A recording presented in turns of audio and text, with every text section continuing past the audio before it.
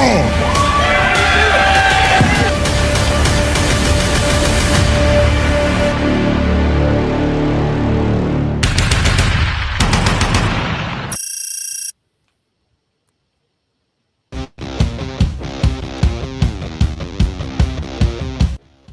What it is, man, this is Planet Tyrus, and this is our big reveal. So excited. So today is the launch of my comic book, aka graphic novel with Big Man Comics and my good friend Gabe. And this is the first official copy of my graphic novel, The Unstoppable Tyrus. I am so excited. Look, I'm pulling it out. Look, respecting. Man, this is pretty cool. And the awesome thing, again, bringing back the artwork.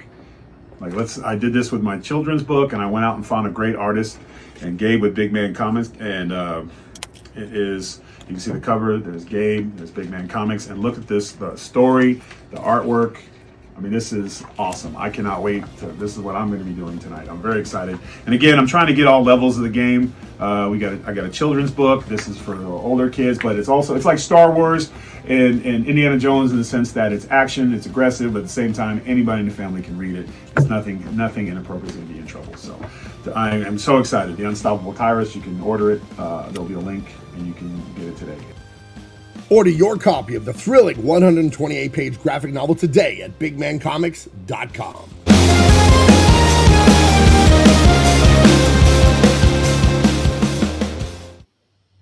Hey guys, it's Gabe Eltaeb. It's Double Impact, but today, special day. Day I've been waiting for, day I've been working on for almost, when did I tell you I was working with Tyrus on a graphic novel? It had to be over 2 years, right? Oh, yeah. I was working on other books first. I was working on Dean Cain, All-American Lawman. I was working on an Empyrean, Earth Illuminated. So it took a while to get to this one. But I remember I started illustrating this book right before Christmas last year, 128 pages, full color, rip-roaring action. You guys are going to absolutely love it. You can get it right now at bigmancomics.com. I'm going to put the link in the description. Put the link in the chat is where I'm going to put it. If you could put let's play the dating game. I always hate how the dating game, they ask these stupid questions to make like stupid leading stuff. If you could put the link anywhere, where would you put it? I think we know the answer to that. I would put it in the chat. I don't know what you're talking about. So, but let me put that in here. Bigmancomics.com. But how are you? How is Jericho? And then I'll tell you how my day is going. Pretty cool. The garage door repairman just left, so that wasn't cool. Oh, what happened to your garage door? Well, somebody left something under the garage door when it was closing, knocked it off its tracks, and calamity followed. But that's all fixed. My son had his first regular season flag football game. Okay. So that was cool. He had 2 picks. One was a pick 6, rush for a touchdown. Ooh.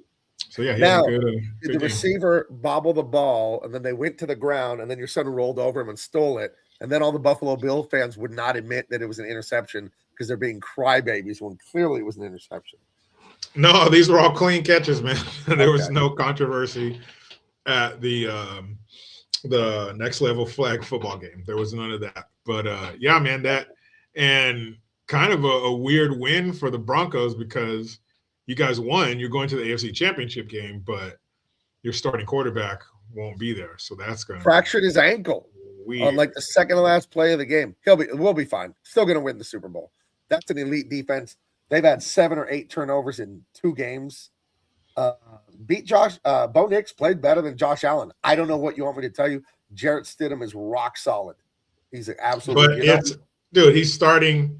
He's starting his first game of the season, and it just happens. Patriots are a fake team. I've told you that all year. They've played nobody. Okay, but I'm just saying.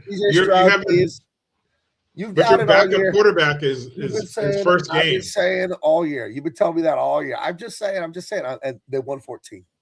That's a historic defense. I'm not hating on the Broncos. I'm just saying this is a big game, and you got your backup quarterback playing for the first game this season in that game. That has to give you a moment's pause. I'm not worried about it. The third leading rusher in the league, J.K. Dobbins, hurt his right foot. Week 10, hasn't played since. Guess who started practicing last week and will be back for this game? The third leading rusher in the league who's averaging almost 6 yards a carry. There you go. Play action to the tight end, Evan Engram. It's going to be awesome. They're gonna Okay. and Good the luck to Patriots you. are not that good, dude. The Patriots 16 of 23 for fake May against Houston, 16 completions. Well, that Broncos was a defense really is good better than defense he was Houston's. playing as I'm well. sorry, Broncos defense is better than Houston's. Everyone glazes Houston. They might be, but Denver beat but Houston. Houston's defense is good. They're really good. They are the second best defense. Denver's is the first best. Well, second best defense in the NFL is still pretty damn good. And they held Drake May. The Houston Texans would have easily beat the Patriots if CJ Stroud Dude. did not poop in his own helmet.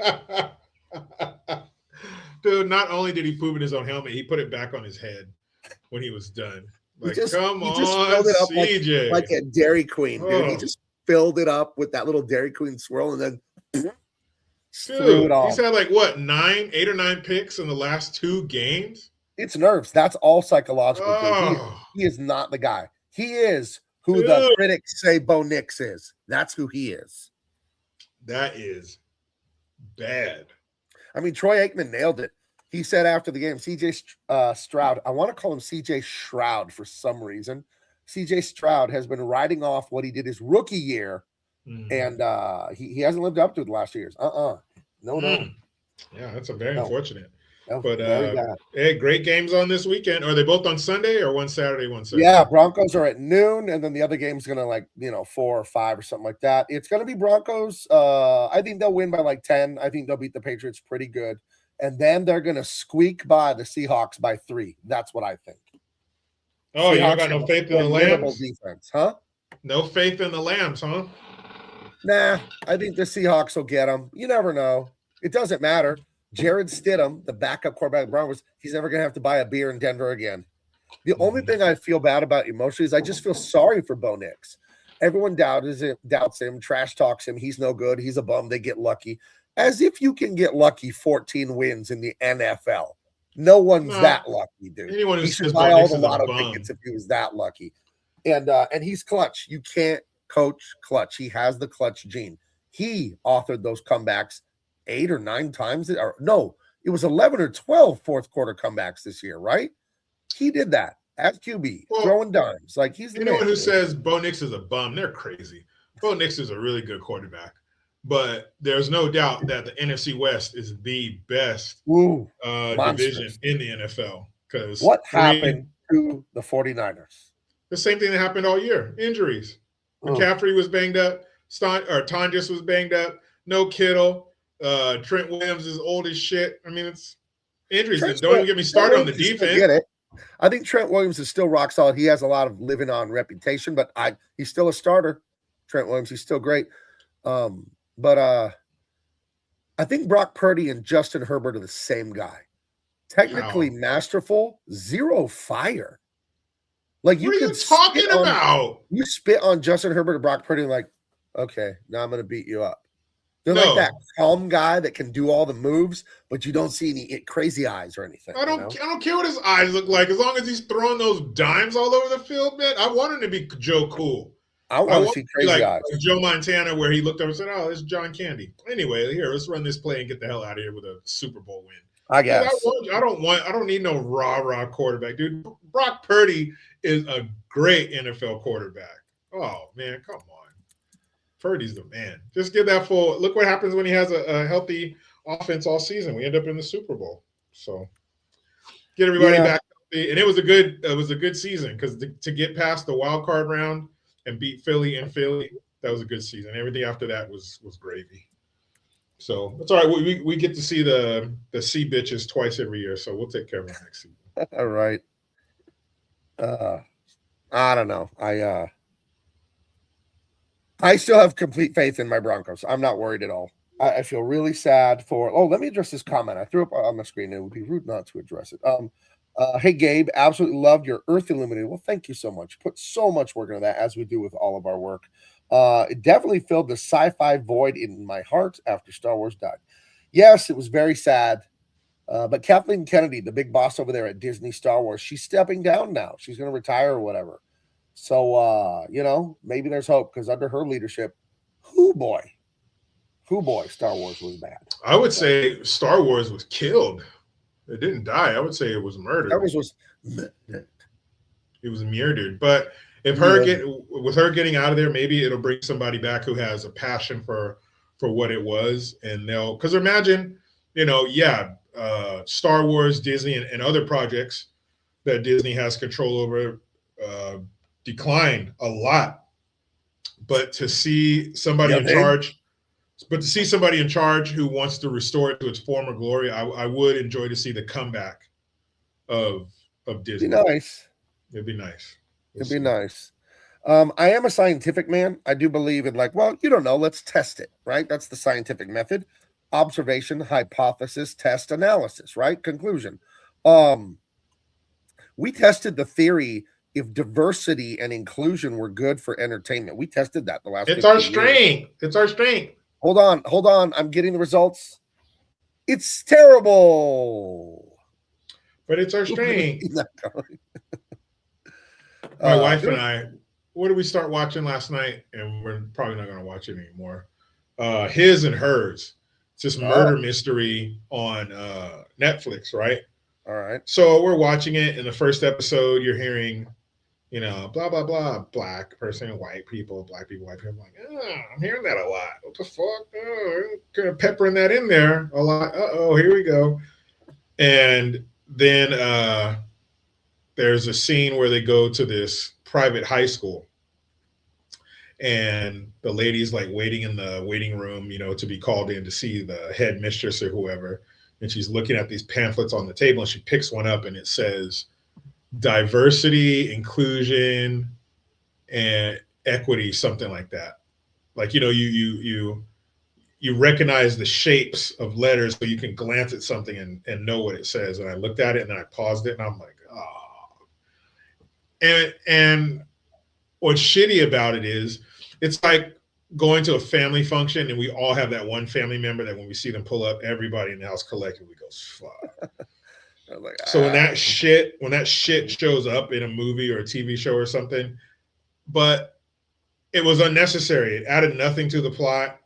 It didn't advance the character or storyline in any way. It was just something they put in there. It's like having a great, it's like spaghetti sauce, and then somebody oh, hold on, and they dump a handful of raisins in it. Why'd you do that? It was fun. It didn't need that. What are you doing? Why? You and I kind of cage walked around a gentleman's bet about whose football team would go further in the playoffs. And the loser is supposed to be punished with the food of the other person's choosing that they know they hate. I will be baking up a batch of oatmeal, cranberry, coconut cookies, and putting ice blocks in it and mailing it to you. And you will eat them on air. Go ahead. You will. You will eat them on air. It's a good thing I didn't lose, because you would have sent me shrimp or some bullshit like that. Fuck yeah, little seafood platter. I would have DoorDash some Long John Silver's to your fucking house. My God. How is Long John Silver's in business? Who eats? Because they're a front for a cocaine business. When's the last time you went to a gave me an idea Long for John? An amazing 80s movie. Dude, when's the last time you talked to somebody and said, "Hey, you want to go get something to eat?" Nah, man. My wife told me Long Johns about 45 years ago when she was a little girl. Her dad took her there a few times because he liked it. So that must be who's been eating there. At one point, yeah, Long John Silver's, the commercials on TV and shit. But where is one? Number one, and how come I never see anybody in there? Hold on. I get to use the dumb sound effects. Hold on, here it comes. Think about what you think about. Says, my daughter will be born on the 28th. Think about what you think about. That is such amazing news. It really is. It's God's blessing. There's nothing like children. And she will be born in time to watch the Denver Broncos win their 4th Super Bowl Sunday, February 8th in Palo Alto, California. Just down the road from Jericho Green. You will be able to smell the victory. Actually, it's in Santa Clara, not Palo Alto. In Santa Clara, not Palo Alto. I stand corrected. Mm-hmm. So, none of my coconut stuffing off the top rope. That is the most disgusting fucking sentence I've ever heard in my life. With coconut shavings in it. Yeah, okay. Let me shave this. I'll send you some coconut shavings. Yeah, some man. There'll be some nut shavings. I don't know about no coconut, but there'll be some nut shavings. Oh boy, that is a wretched sentence. That's a wretched collection of letters right there. Coconut stuffing. That's fucking ew. On their own, coconut or stuffing, they're both disgusting. But together, that's like So you don't like Justice any League form of disgusting. coconut? What about coconut cream pie? Come on, that's good. It's the flavor. I like the flavor, but it's the texture. Actual pieces of coconut is disgusting. Fuck no. Ew. Why would you ruin a perfectly good pie or like a German chocolate cake by putting coconut in it? I love that little chewiness of coconut. That's why I love the flavor, but that weird texture that you get grossed out by, that's one of the main things I like. It's like, man, how can I fuck this up? Like, what's the one thing I could put in here that would just totally fucking ruin it? I think it's coconut. Coconut. That's what that'll ruin everything. Even if you threw coconut on some titties, I'd be like, ew, get those out of here. Well, I don't know about that. I do. Gross. To me, that's I'd like to see. I'd like to see you like that. Yeah, I don't believe you. I think you'd be in there. Believe it. Believe it. I think you'd be, as the kids say, all up in there. Did they? I don't know what the fuck the kids are saying now. I hear my daughter talk to her friends. I'm like, ugh, guys sound so annoying. Or they're so stupid. But I guess our parents looked at the way we talk to each other, our slang, like, that sounds so dumb. I see, as the mayor of Earth, I see more and more people in their pajama pants everywhere, Jericho. It's getting worse. Oh, it's an epidemic. It's an epidemic. It's dirty. It makes you look dirty. Like greasy dirty. You know, like somebody who doesn't wash their hair often, just that grease, just that grime. Like you can feel it between your fingers. Ew, that's how you are if you wear pajama pants in public. I don't know. I've seen some people doing this pajama pants, and I want to call the cops. I do. I really do. It's really, I don't understand. It's disappointing. I'm down for that. If they were to be detained and put in custody for that, you wouldn't hear me fighting them. Here we go, Jericho. Think about what you think about. Has a question for you. Would you eat coconut to save your family? Yeah. What if you were trapped on a desert island that was flush with coconut trees and a barge crashed near the island? So there was a giant 53-foot container. You know, the containers on the back of a semi-truck. Mm-hmm. One of those crashed, and it was Mrs. Cubbins' cornbread stuffing inside. Ooh. So you had endless stuffing. It was a Thanksgiving delivery truck. So you had endless stuffing and a bunch of chicken broth, which is really good because I had a lot of salt and electrolytes, keep you hydrated like the coconut water. So you could just eat endless stuffing and coconuts on this island until someone rescued you. They would find me emaciated and dead next to a pile of stuffing and coconut. Why didn't he eat it? I can't believe you don't like stuffing. It's absolutely. You could have survived until we picked him up. No. Let me grab my drink. That's disgusting. Let me take this moment while I have you guys by myself to tell you how fucking gross you are if you eat stuffing and or coconut. That is gross. Why would you put something like that in your mouth? Stuffing tastes like shit. I don't know if it's a sage or whatever that's in it. It's gross. It's for people with poor mouths that enjoy it. And same to you people who eat coconut. What do you mean by you people? You coconut eaters. Coconut eater sounds like a racist term, but it's not. Like, man, look out there. Bunch of fucking coconut eaters. So I'm there and this motherfucking coconut eater comes in. Property value, goddamn coconut eater moving here. Get away from my daughter, you coconut eater. No, he's cousin. No, Mary Sushi married a coconut eater. I know a coconut eater. But that don't beat all. Hey, you coconut lover? You ain't nothing but a filthy coconut lover. Ew, you people are nasty. Like if I found out I had coconut eaters next door to me in my neighborhood, I'd move. People are the dregs of society. No, I want to show you something. Now you have the Unstoppable Tyrus comic book. I do. I mailed you a copy. You are one of the few in my possession. The few, the proud, the Marines. You are one of the few, the proud. The proud, the Navy. Go ahead. Well, that was the slogan was few, the proud. I would never claim to be a jargon. I mean, the Navy or the Marines really are the foot soldiers of the Navy. Technically, that's how they started out. Yeah, they're a department of the Navy. Don't forget that. leather necks. Your department right. of the Navy. You Just work like the under Space us. Force is part of the Air Force, right? So The Air Force. Yeah. I heard it called the Chair Force. Yeah. And the Navy has more planes than the Chair Force. So who's the real Air Force? I'm Navy all the way. Now, I'm not in the military. My grandfather was in the Army. That's the only military I really have in my family recently. World War II Army. But being a San Diegan, it's Navy all day. I saw F-15s flying quite literally over my house 2 days ago because that Miramar Air Station, sometimes they get out far from the air station. So I don't dox my location, but I'm near that La Jolla, Mira Mesa, all that area there. In look who we have. Special guest. He's here to talk about life and being an artist and to celebrate the release of the Unstoppable Tyrus. Our friend, Disney animator, Warner Brothers animator, Blue Sky animator. He probably animated a lot of other things. Here he is, Bill Frake. You know him. Glad to see you guys. Thank you. Little Mermaid, The Iron Giant. Oscar nominated, I believe, for his work on Ice Age with that little muskrat going after the acorn. How you doing, Bill? Good. I didn't work on Mermaid, but everything else was okay. I like telling people you worked on the Mermaid. Let me do it. Yeah. But so how you guys? It's great. I'm sitting here in a snowstorm, and I just picked my phone up, and it's like, hey, you want to jump in? So I'm jumping in.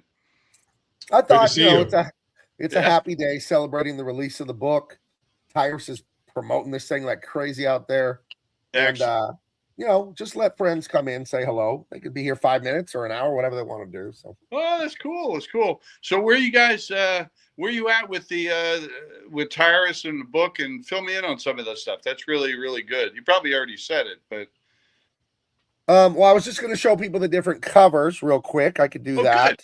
Great. We hadn't really talked about. We were kind of goofing off. We were talking NFL football. Oh, okay. That's a sore subject for you, Bill, out there in Western New York. Yeah, they fired the head coach.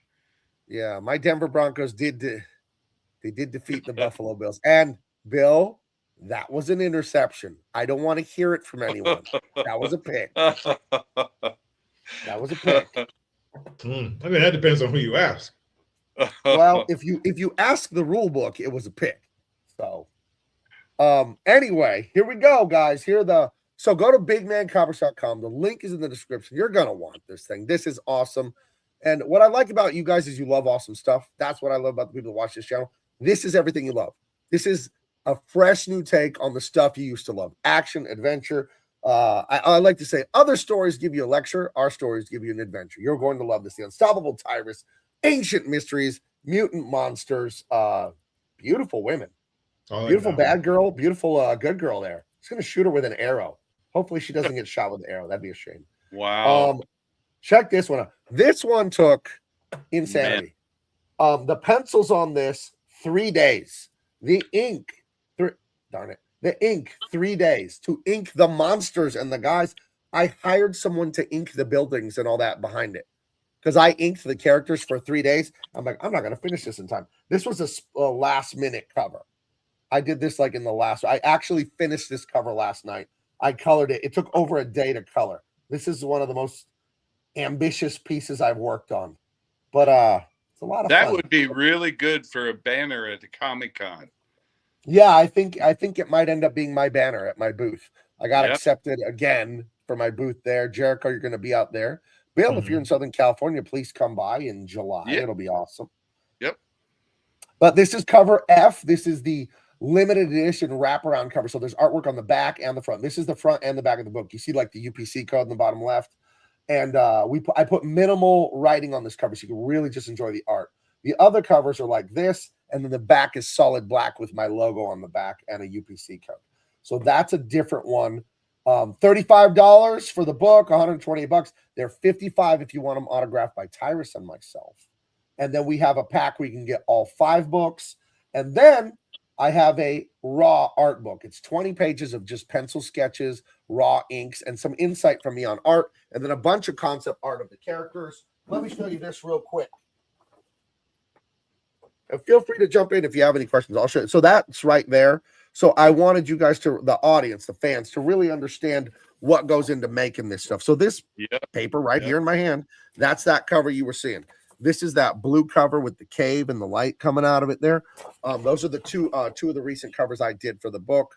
I don't have the paper for this cover because it doesn't exist. I only drew this one on the iPad, which I don't like that. It's faster, it's and all that to do on the iPad, but I like to do stuff by pencil. So, when I can, I do it the traditional one. So, because then you have a real artifact to hold on to. Jericho, have you started reading this yet? We're actually going to start tonight.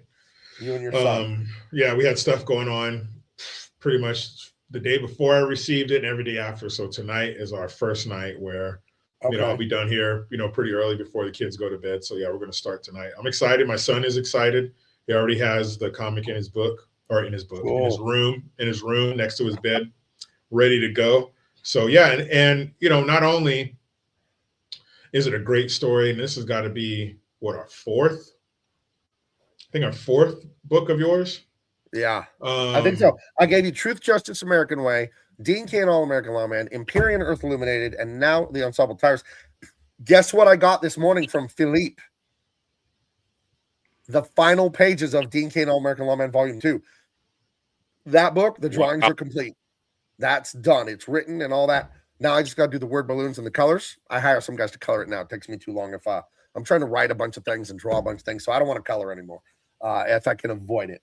And the one policy I have, since it's my company and I get to choose, I do get to color all the covers. I am involved in every cover. I either write it, or I either draw it, or I either color it, or both. So like I drew this cover and colored it. I drew this one and colored it. This one I just colored. This is an old colleague of yours, Bill, Philippe Briones. He was at the Disney Animation Studio, France, when they were doing Brother Bear, Tarzan, Treasure Planet. He does a lot of work for me at Big Man Comics, and he is just amazing. I tell you, I was over in Paris years ago, and they really love comic. Comic is an art form over there. Oh yeah, a serious, respected art form in Europe. It's totally different than here in America. Yeah. But this is another one by Philippe, the great Disney animator. Look at, I love this. I love this one. And then we got a former colleague of mine at DC Comics. We worked on Wonder Woman together and stuff, and I always colored his stuff so beautifully. And I knew he did Wonder Woman well, and I colored it. And I wanted to cover with the ladies. One of the main villains is Gorgon, that evil woman there with the arrow. She's an ancient Atlantean trying to take over the world nowadays. And this is Tyrus's lady friend, Cindy. And so I wanted an all-girl cover for, the men who appreciate a beautiful lady. One thing in my comics, I always want the women to be beautiful. I think so much of the woke stuff, the women are fat and ugly and mean and all that. They lack femininity completely. But I don't want it to be like pornographic or like tasteless. So we ride that line of feminine beauty, but we keep it classy. So I got Jackson Herbert to do this, and I colored it up. I think it came out amazing. And then former Incredible Hulk artist Joe Bennett, who's built for drawing a character like Tyrus, I got him to pencil this cover. I did the inks, and then his friend inked the buildings for me because it was just going to take another day. And then I colored this up. So those are your different covers there. You can get them all. You can get a few. You can get them all signed. Please get them. You're going to love it.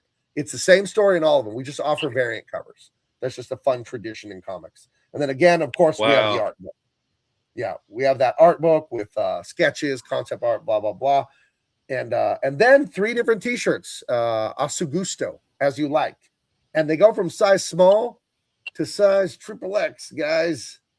I didn't know how many people wanted XXX till I started selling shirts on the internet. And I kept getting emails and texts and tweets and like, hey, do you have 3X, 3X, 3X? I'm like, at the time, I was like a 2X, and I thought I was huge. I'm somewhere between a 1X and a 2X now. A 2X is a little too big for me since I've lost a lot of weight. So, yeah, Bill, Jericho, after the show or whatever, text me your shirt sizes, and I'll have to get you shirts and all that good stuff. So, wow.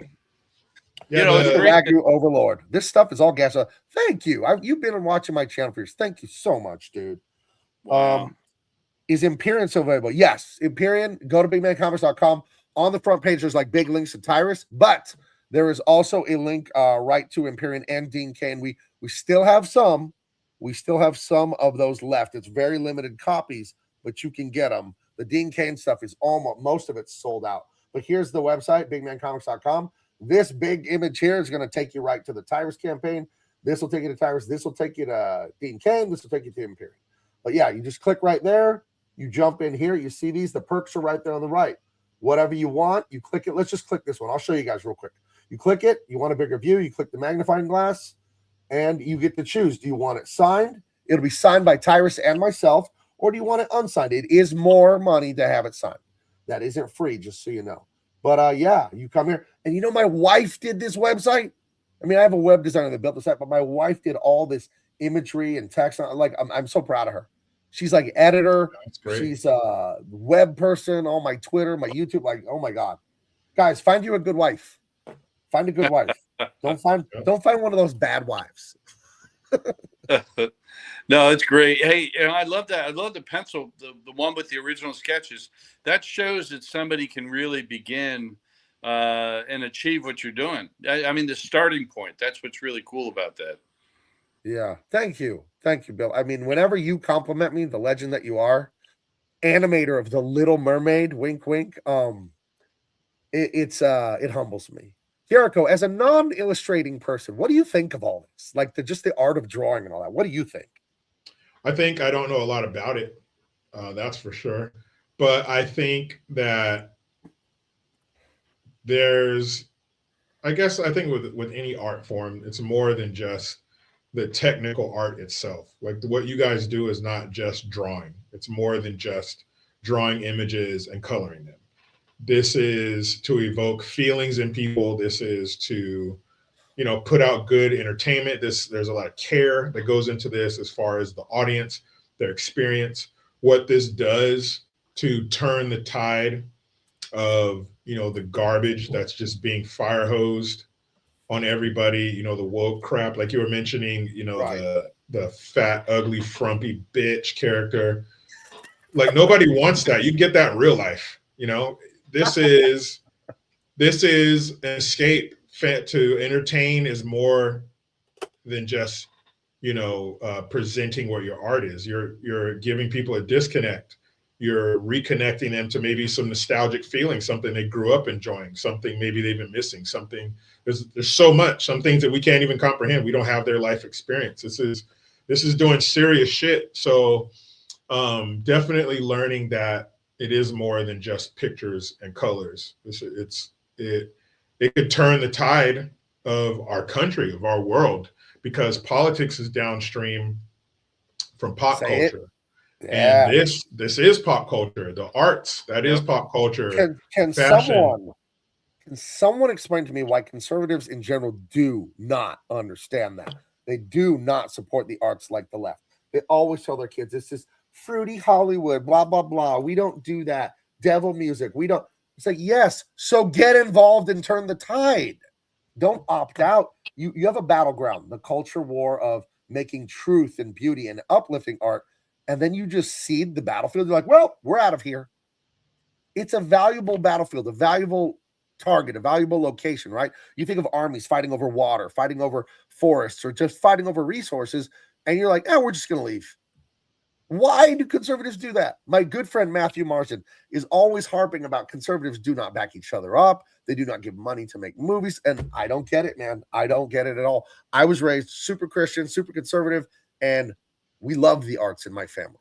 My mom can draw. My aunt can draw. My aunt's a piano player. My cousin Nina, rest in peace, one of the greatest singers and musicians I've ever met in my life.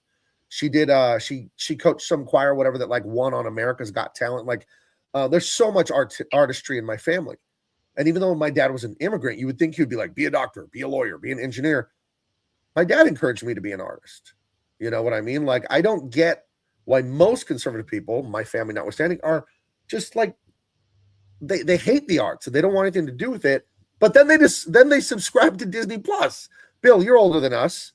You watched the cultural change happen. You're born in 54. You watched the 60s and 70s. Why did conservatives get away from art in your estimation? What did you see happen? Man, that's such a tough thing, because Hollywood seemed to be like you could go to see a movie or escape the world that was happening, right? So what I noticed on some of the stuff, that the books and stuff that you're doing, is you can visit other worlds and actually see a success story within those worlds. And I think what happened in Hollywood, they started to forget how wonderful the fantasy to go into another world and solve their problems and be strong and be dynamic. It was more like go to a world and obey people. This is more like go to a world and see what you can do to make it a better place. Well, what do you think it was though for the conservatives, the religious people, all that, the traditional people that just like, we're not doing art, we hate art, we're just not going to participate at all? Why would that be a smart choice? I don't think it was a smart choice. I wonder if it was just a lot of the top conservatives and stuff. I don't know, man. It's a tough call, because I always loved the best, the most dynamic Christian, wonderful stories in the Bible and different, and it was something to where Hollywood was always kind of strange. It was always a very, very tough area that they pay people a lot of money and then tell you this is what people want to see. So you were being told what to do, whereas in the conservative, you did what you felt was right. Right. Yeah, that self. Maybe that's what I'm saying. That's what responsible for the self. Yeah, Huh. right. I think like conservatives,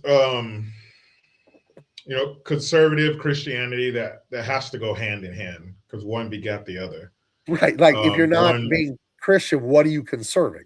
Yeah. So that has to go hand in hand. And I think a lot of conservatives not buy into like it's, not something they should buy into, but they more subscribe to the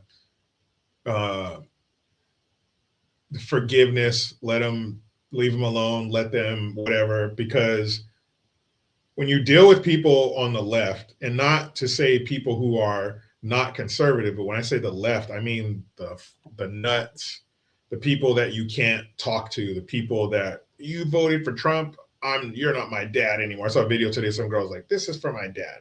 You support Trump, so you can't see your grandkids anymore. I'm talking about those crazy assholes. But when you run into that, it's easier to cut them off. It's easier to not deal with it. It's easier to build a wall over the arts. That's theirs. They took it over. It's too far gone. Let them have it.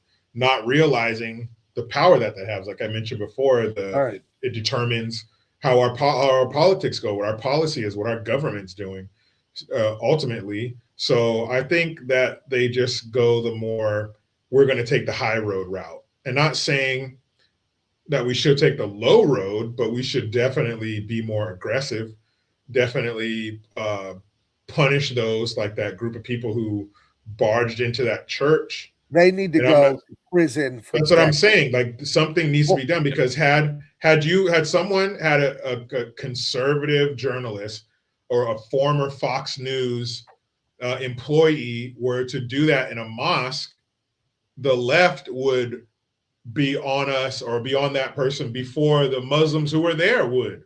They would be prosecuting. You violated this.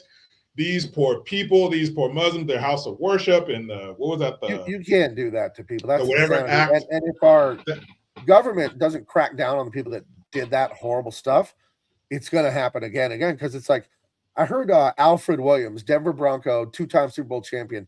He said a thing once about a football team playing bad, but it stuck with me because you could apply it to everything in life. He said, you're either coaching it or allowing it. And he was talking about the coach and the team being bad. So, well, either that's your stupid plan and the players are losing because your plans are dumb, or they're doing dumb things and you're just watching it and you're allowing it. So I think which is worse. Yeah, I would tell your Pam Bondi and all these people they keep tweeting, they keep going on the news, and nobody's getting arrested. Well, so you're either coaching it, you're either saying go in the church, or you're watching them do it and like, that's cool. Well, in a court of law, silence is acceptance. Yeah, sure. That's what it is. It's like if you go along with it, you agree with it. Right. Yeah. No, if you have the power to do something and you don't, that's evil. That's not my opinion. That's in the Bible. Do I have the power to stop an earthquake in China? I don't. There's nothing I can do about it. But if I see something happening here on the street by my house or someone I know and I can do something, I'm like, nah, too busy. That's evil. That's wrong. You're not supposed to do that. There are many things that we can do nothing about. But the things you can, You got to do something about it. It's crazy. Look at this. The Ragu Overlord, proudly not subscribed to Disney Plus. 10 years ago, I was overweight, out of shape. He had health problems. Now he can do handstand push-ups. Driven away from my kamikaze, made me physically stronger. Well, good for you, dude. Jericho has lost 70-something pounds. I've lost just about 60 more or less pounds in like the last year and a half. So yeah, you gotta get your body under control. If you can't control your body, how are you ever going to control your mind? You know, they go together, obviously. So good for you. Congratulations. Very proud. It's so easy to be fat. All the artificial ingredients and the food is cheap and it's delicious, right? That little piece of crap you get from a 7-Eleven is like, it's so good for a second. And then you're like, oh, after you eat, like, why did I eat that? And so good for you, dude. That's a lot of discipline. Yeah, so that's great. But it's okay. It's more than okay. It's cool to shit on Christians. It's accepted. Right. It has been for a long time. This is nothing new. But there are other groups that they wouldn't even try that on. And maybe, I don't even say it's human nature. I think it's Western human nature to turn around and spit into the face of the culture and traditions that brought you here. Our country is based in Christian beliefs. That's the foundation, whether you like it or not. That's why we have, the rules that we have. It was based in Christianity. So the society that it's created, the greatest country in the world that it's created, it's always, okay to be the petulant teenager who's now mad at mom and dad who give you the door to slam and, the big hallway to walk down and be mad and shit like that, to turn around and then harass people like that, to go in just why would you even walk through that door to do that? Those people are in a church. Is that not sacred? Whether you're Christian or not, religious or not, they are. Why not respect their space and wait outside? And it could be, I'm pretty sure that the reason they went there because the pastor has the same name of some guy that's connected to ICE. It may turn out that this isn't even the right guy. You weren't even supposed to be there. But these people, Don Lemon, they're professional agitators. They want to fracture this country. They want to keep pushing. They want the Renee Good incidences and situations to continue. They want 100 of them. They want the public opinion to turn in such a way that the whole Trump administration and the track that we're trying to be on is all burned down. That's what they want. And they must benefit from that destruction and that burning down in some way to be encouraging it and helping it. I don't know. I'm not sure what that'll be. And these people there's a video of an ICE agent and he pulls over and he says, "We're here to arrest a child sex offender. And you guys are blocking the street and honking your horns and warning them of our presence. We're grabbing a child. That's the worst human being on earth. And we're trying to take him out of your neighborhood and you're stopping us?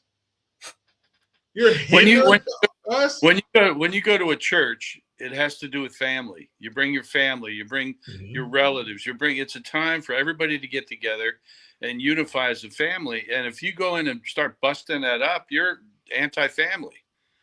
It's something where it's really the core of a family is the church. Yeah. And the core of society is the family. That's our ultimate power. That's Superman. He recharges with the sun. That's our sun. Yeah. That's our source of power is the family. That's the strongest thing we have is the family, and they cannot have that. The family is in direct contrast to their existence. That's they hiss at that like a vampire at a cross. For real. They see like a strong, competent father and a beautiful mother and beautiful children. They're all that's just jealousy. What? I wish we should, if you're out in public and you see some blue-haired freak, just give them a hug. I bet you they will melt in your arms and weep in your chest and probably call you dad. What'd you say? Nothing. Because they need that. That's what they're missing. Bill, just so you know, your camera is off. I don't know. Bill's. I don't know. He's blackout, Bill. It's gone blackout on him. No, it's not. I don't know why it went off. That's all right. We'll just You pretend sound you're good. in the dark. You sound great, Bill. You You sound sound amazing. fine. No, it says you're in the show, uploading, record. No, it's up there. Oh man, what's that? It's all right. You are literally a boomer, so you have an Yeah. excuse. Literally. Yeah, la, la, la, la, la, la. So the camera, Oh. I'm seeing it on my end. I see my camera. I see my face on my end. Huh? Well, if you go out and come back in, if you leave like on the red exit button at the bottom and come back, Yeah. maybe that'll fix it. Okay, let me Sometimes these weird tech problems, they just get fixed when you come and go. But people, I think they snicker, they make fun, like, oh, you're Gabe, you're going to make art that's going to change society. And I think, why do you think the anti-good people, the leftists, why do you think they're so concerned with artwork? Why do you think it's so important for them to control these companies and all that? Why do you think that? Back Because up. they know. Hey, Bill, you're back. You're here in back, sir. stunning Technicolor. Beautiful. So, but Bill, I was telling Jericho, people could snicker and roll their eyes when I say, well, I want to change the world with comic books. They're like, what? And it's art, it's entertainment. Forget that they're comic books, they're stories. And they're inspiring, they're thrilling. And they think that you're crazy if you say that. Like, that's not possible. That's not how that works. They're not that important. And I would just say the people, the blue-haired, crazy people that want to destroy everything, why do they run all the companies? Why do they make sure they get all their wokeness in there? Because they know that this is the most potent form of persuasion. There's scientific research that shows it going back way, I think, to the 50s, that storytelling is the most potent form of persuasion. Yeah. You can get people to believe things, and then people do things based on what they believe. Well, you So start whatever with the kid. You start Right. at the beginning and then educate all the way up. So the idea of, like, you're going to read tonight, you're going to read this comic to your son. I mean, that's super. That is great. That is a superpower right there. Right. Yeah, it is. It's Bill, here's how good this stuff is. It comes with Jericho's highest endorsement. My sci-fi book that I released in the summer. Yeah. He was reading it to his son every night, like 10 pages. His son was Wow. about 8 years old at the time. And bedtime in the summer is like 9:30. I hope I'm getting all the details right here. And Yes. they're sitting there watching TV, Jericho with, Jericho Jr., his little son. And instead of watching more cartoons until 9:30, at 8:30 or 9, he turns to Jericho and says, Dad, can we go to bed early so we can read the book? That's Now, great. what an endorsement is of that, Yeah. of my stuff here, that I Yep. beat cartoons. Yeah, that beat bedtime. This My son, beat cartoons. my son went to his bed 15 minutes early so we could read 10 more pages of Imperium. Right. Yeah, it's that connection is powerful. And to add on to what we were saying, that right there is what they're after. That connection, that quality time that we have with our kids, and being a part of that, and pulling our kids away from their bullshit and pulling them toward great entertainment that looks just as good, if not better, than what they're putting out. That's what they're afraid of. They're afraid of those family bonds getting stronger, because if they can espouse and spew all the vile, disgusting lies and nonsense and all this race baiting shit and all the things that they've done to tear down our country, they can spew all that they want, because it cannot penetrate strong family. Right. And having Right, mom when and food dad comes into my house when I was growing up, my mom would turn it off. Like, we don't watch that. That's bad. Those people are bad. That's disgusting. And I carried that's that it. to my kids. Like, we're not listening to that. We're not watching that. I don't do that. We don't talk like that. And the family is the governor on these children's innocent minds, because the kid's mind is like a blank canvas, right? I mean, not totally, but there's a lot of room for molding. And if you teach Yeah. people through story, this is true. Your father hates you. He's out to oppress you, Bill. You're never going to have fun because your dad is an old Neanderthal. He's sexist. He's racist. And if the stories are well done, you believe it. Yep. And then you Yeah. act on what you believe. Like, you wonder why people go around saying so many and doing so many stupid things, because they watch stuff and it brainwashes them into stupidity. When they get into the world of the comics, and basically emulate the father next to them, or emulate what the characters are doing, so they're very influenced. They get so deep into these worlds that if you, like you said, if you don't watch it, you got to really make sure you're molding them in the right direction. Yeah. And as I've stated on this show, I've been doing this with Jericho for 4 years. So Now Jericho, I lost the audio. we can hear you. I I can hear you. I don't know if you can hear me. Oh man. Poor Bill. Bill's going through it. But Bill, I don't know if you can hear me, but There I've we been go. playing this show for years. I had about 12 VHS cassettes growing up. Star Wars, Not that. Darn it. Indiana Jones movies, Blues Brothers, and like I think we had like West Side Story and Eltaeb. We had wholesome movies and some Bible movies. That was it. We didn't have cable TV. I'm not listening to Megadeth or Poison or anything like that. And my mom. I'm back up. All that. You're back. You're good. We're gonna call you. I don't have any audio. Invisible because you disappeared. Oh man. No, you're good. We see you. We hear you. We, I was just we hear talking to you. somebody.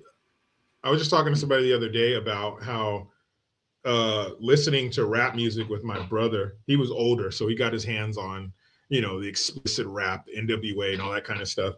Right. And my job was to listen at the door, because if we were caught listening to that, that was going to be ass whoopings for everybody. Yeah, we hear you. No. No, we hear you. You're good, Bill. Can you hear us? Got a snowstorm over here. Oh, you probably can't hear us. You can't hear us. That sucks. I'll text him and tell him we hear him. So maybe Bill can't. But my parents did such a good job at making sure we understood that, not just that, but that wasn't even like, they didn't even entertain rap music. We weren't supposed to listen to that. So they had no opinions on that, except it wasn't allowed. But on anything, we knew that was just entertainment. Like, that's not real. That's not what would go on here. Like I would watch, and my mom hated Bart Simpson, but I would watch it. But in no way was I ever like, oh, Bart Simpson told his dad to eat his shorts, so I'm going to go tell my dad to eat my shorts. Hell no. Like, that was only good for entertainment. There was no way in hell that I was going to bring any of that into my life or try anything like that. So with that strong, foundation at home, it's not going to block everything, but boy, it's going to block most of it. And you're just not. And when your beliefs, the way you raise your kids, that's non-negotiable. I tell people. I think we got Bill back. I think we got Bill. Yeah, Bill. Hey, I've got a 20-inch snowstorm over here. It keeps cutting out the Wi-Fi. I think something's going on. Man, I don't think there's been 20 inches of snow my whole life where I live in California. Oh man. No, I think 3 times growing up it snowed, but it was like raining at the same time. When you guys get thirsty, we got all the water you want. Right. No, now, Bill, you used to work. You used to work at what? Skywalker Ranch up near Jericho's. Jericho is in north of Sacramento, right? Near Sacramento, yeah. Yeah, right. Yeah. Okay. Yeah, I used to go up to Lucas Ranch when I worked on Roger Rabbit. So, it was in August, so it was nice. September. Oh yeah, so, very nice. But, it's and a lot of it rained up there a lot, and we went out many times. But I was amazed at the ranch and how beautiful it was, and how they had like a 40,000 square foot Victorian house that was built by hand with movie theaters and stuff. Just the sound stages and stuff. I mean, just absolutely amazing. The recording studios. So, how did it compare to like Hearst Castle? Was it crazy like that? Oh, Hearst Castle. Yeah, wow. Well, Hearst Castle was all the stuff they bought. Randolph Hearst bought that from Europe, and they did Spartacus in the pool at Hearst Castle. That's crazy. With Kirk Douglas and beautiful stuff. But again, up in San Rafael area, beautiful up by the Lucas Ranch. It was the redwoods. I mean, it was just gorgeous up there. But again, it has to do with the people. I mean, the environments are always beautiful. So, do you think? Because last time we were all together, we talked about, and you just mentioned, Who Framed Roger Rabbit, just part of that canon of just iconic hits that Disney had, the Lion King, Aladdin, Little Mermaid, just the run that they went on, and others, but just that late 80s, early 90s run that Disney was on. Do you think, first question, two part of one question, do you think Disney and maybe others like it, but other companies like it. But do you think Disney is capable of putting together another run like that? We were just talking about how the lady in charge over there is leaving. So maybe or Star Wars. I work with Kathleen Kennedy on Roger Rabbit. Okay, now do you think they're capable of another run like that? And if they went on another run like that, could it save Disney and like kind of return it to what we're all nostalgic about with Disney? Well, the films are about not the people at the top, but it's the story people and the crew below. It's like the world. It's the crew that people. You're not getting talent. People aren't willing to work on some of the projects. They're now aging out. A lot of people who wrote a lot of those stories are good writers. Now, Gabe is a great writer, but you don't get many of those around. And a lot of people, like at Disney, they all split and went over to Netflix. They gave them more money. It was something the writers all left into deals at Netflix. And what a lot of times too, the studios will give you how much will it take to take you off the market? Right. And they'll pay you, what is your sweet spot? And give you the amount of money that you're not going to work in another studio. And then when you're done, you retire, you never come back. They could buy you and shut you down. And it's some of these people like never work again after they've done a couple projects. They get a dream job, and it's almost like to put out the grays into a beautiful field that the farmer owns. That sounds like hell on earth. I love working. I want the money because you need the money to run the business. But I would never agree to buy me out so I go out to pasture. This is who I am. This is what I do all day. I write, I draw, I color, and I love it.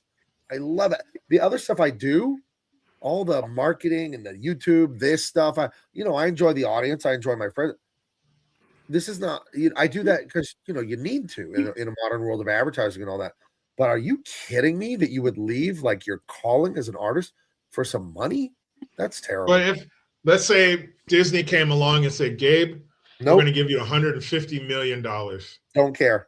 I don't need it. What am I going to do with that? You know me, Jericho. Whatever you want. But I don't. I'm not saying you should take it. Not whatever you want. The most important thing to me professionally is art. And they would be taking that away if they say, we don't want you out there working for anyone and put you out to pasture. So we take away. And like Jericho, you live once, you get old fast, and you die. And I'm not going to make art anymore. You can't buy that from me. You couldn't offer me $1 billion to stop being an artist. I have enough. I have food, I have shelter, I have a family, I have cars. I've got enough. You're not taking art from me. It's who I've been my whole life. I'm serious. But you can still produce art, but you would have a really cool house to produce it in. But basically, they would just be saying you can't put out your art. No thanks, because art is communication. Who am I communicating to? Like, it's self-expression, communicate. Who am I communicating to? If I just, I mean, I like making art just, for me, I get it, but I like talking to people with it, I do. I don't know. I don't like that at all. Well, a lot of the major studios, they're buying up like Paramount, and they're going to cut this deal on Warner Brothers. That's so they can you can't even draw those characters anymore. They're going to be locked out, right? Unless you work at that studio and do what they say. They will give you a script and tell you what they want. You're going to just draw. You just become a worker, not a creator. Huh? That's not fun. Yeah. It is. No, I know. Yeah. So, because what I would want in my contract, say I was the most sought after guy in Hollywood, what I would want more than money, I would take way less money if I got creative freedom. If I said, okay, you want me? You don't want me working for the competition? Fine. Here's the deal. You pay me half the salary. It's still a lot of money, but I don't want any editors or anyone bothering me. I don't want studio notes. I know what I'm doing. I know how to write. I know how to draw. Here's your job. Sign the checks. That's your job. You sign the checks. I'll make you the best thing in the world. You'll sell a ton. You'll stay rich. Leave me alone creatively.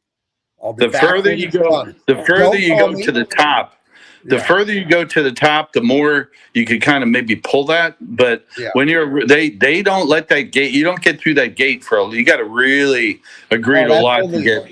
Yeah. Yeah, that's only your Tom Brady, Michael Jordan kind of guys do stuff. Right.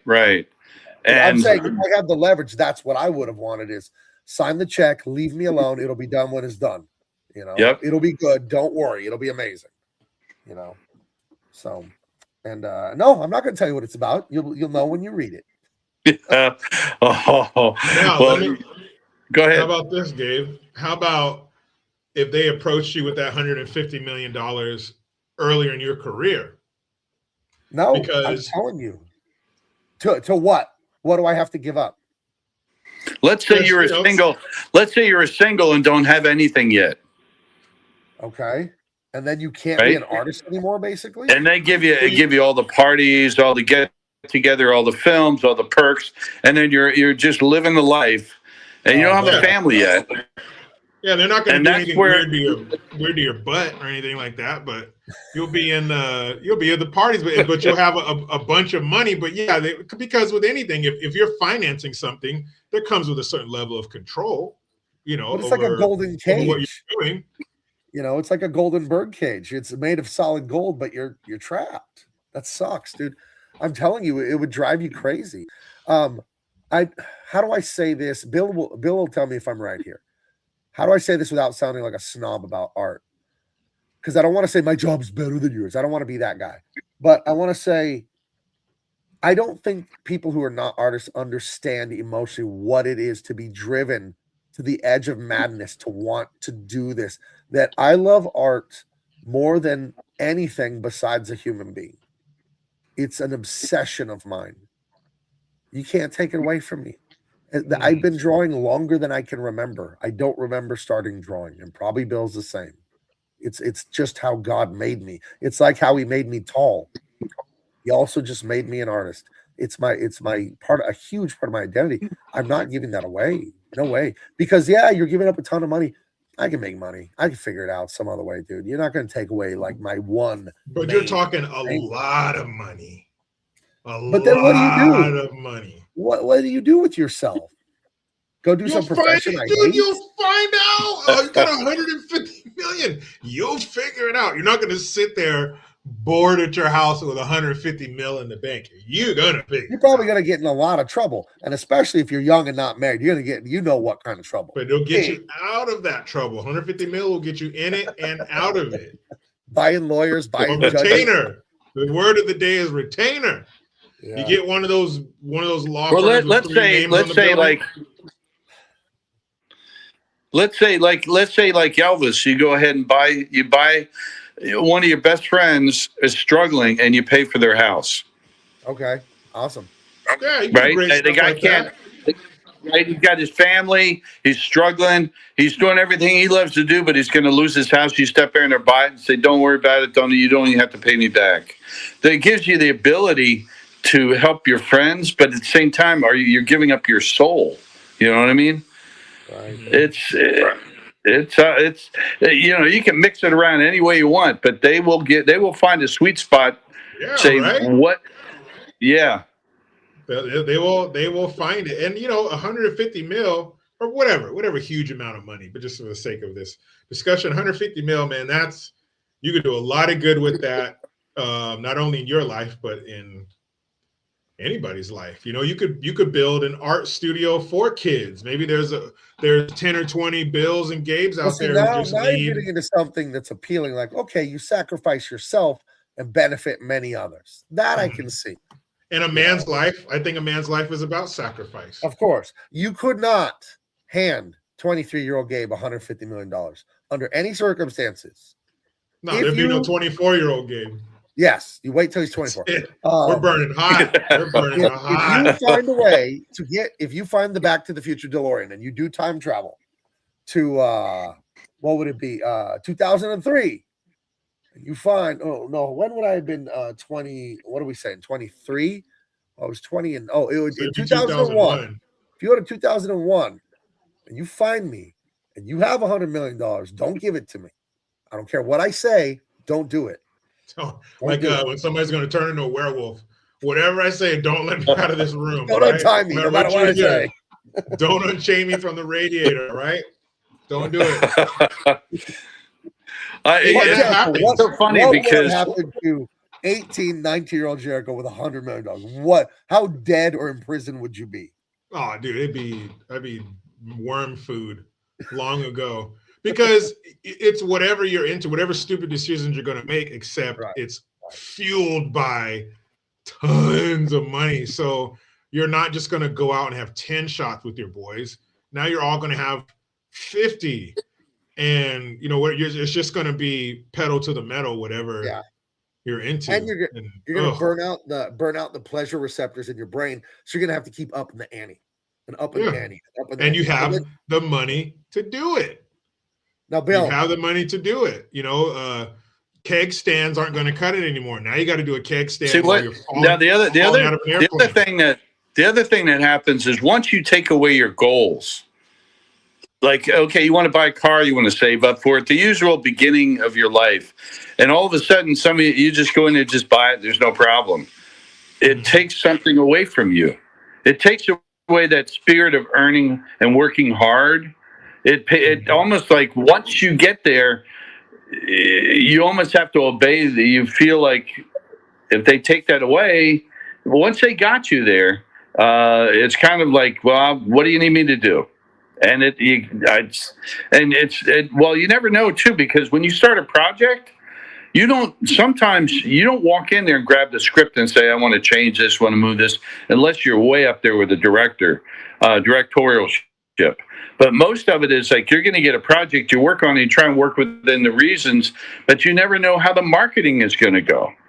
And the thing is, like when I worked on Iron Giant, they didn't market it. And it was one of the best films I ever worked on. Yeah, and I'm good. There's things. What's that? The sad story of the Iron Giant. Can I tell it, Bill, real quick? What you told me? Oh, go right ahead. Go ahead. We talked. I do a show with Bill every week. I didn't do it this week because I was launching the book. We might record it tomorrow. We release them on Thursdays. Two sketchy guys. We're two artists that work for the big Hollywood companies talking about what that was like, movies, comic books, all that stuff.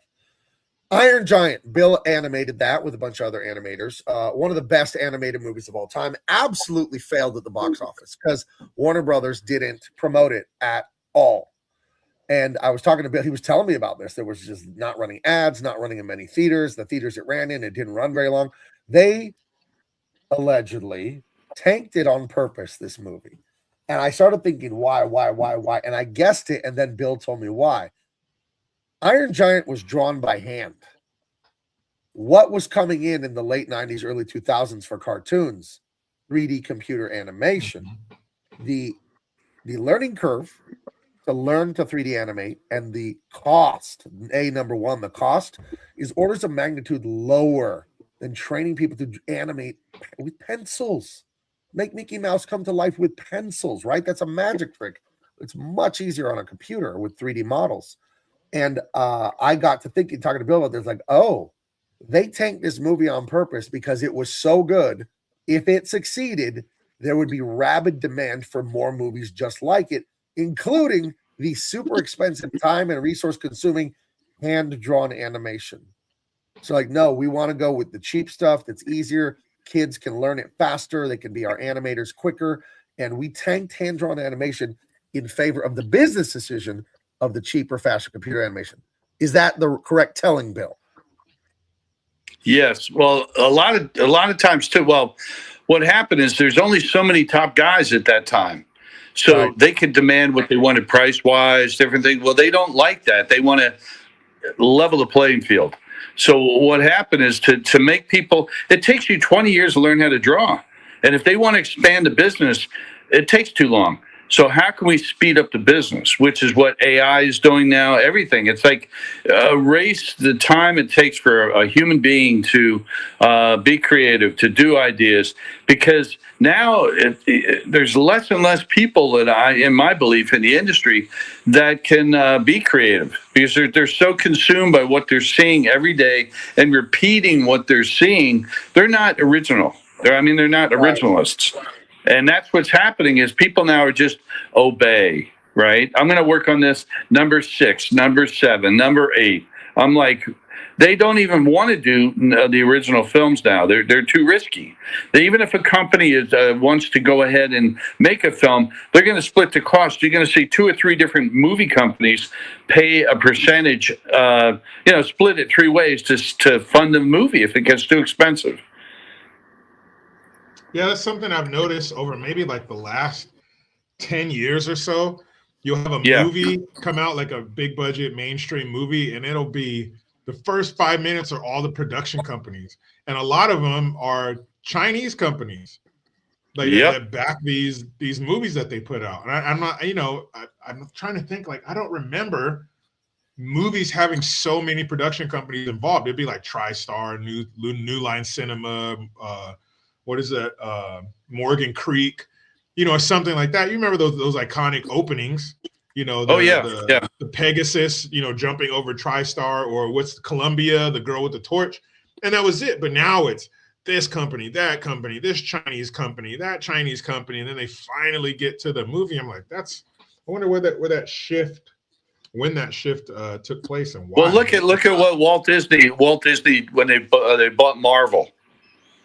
Good example, right? They run it into the ground.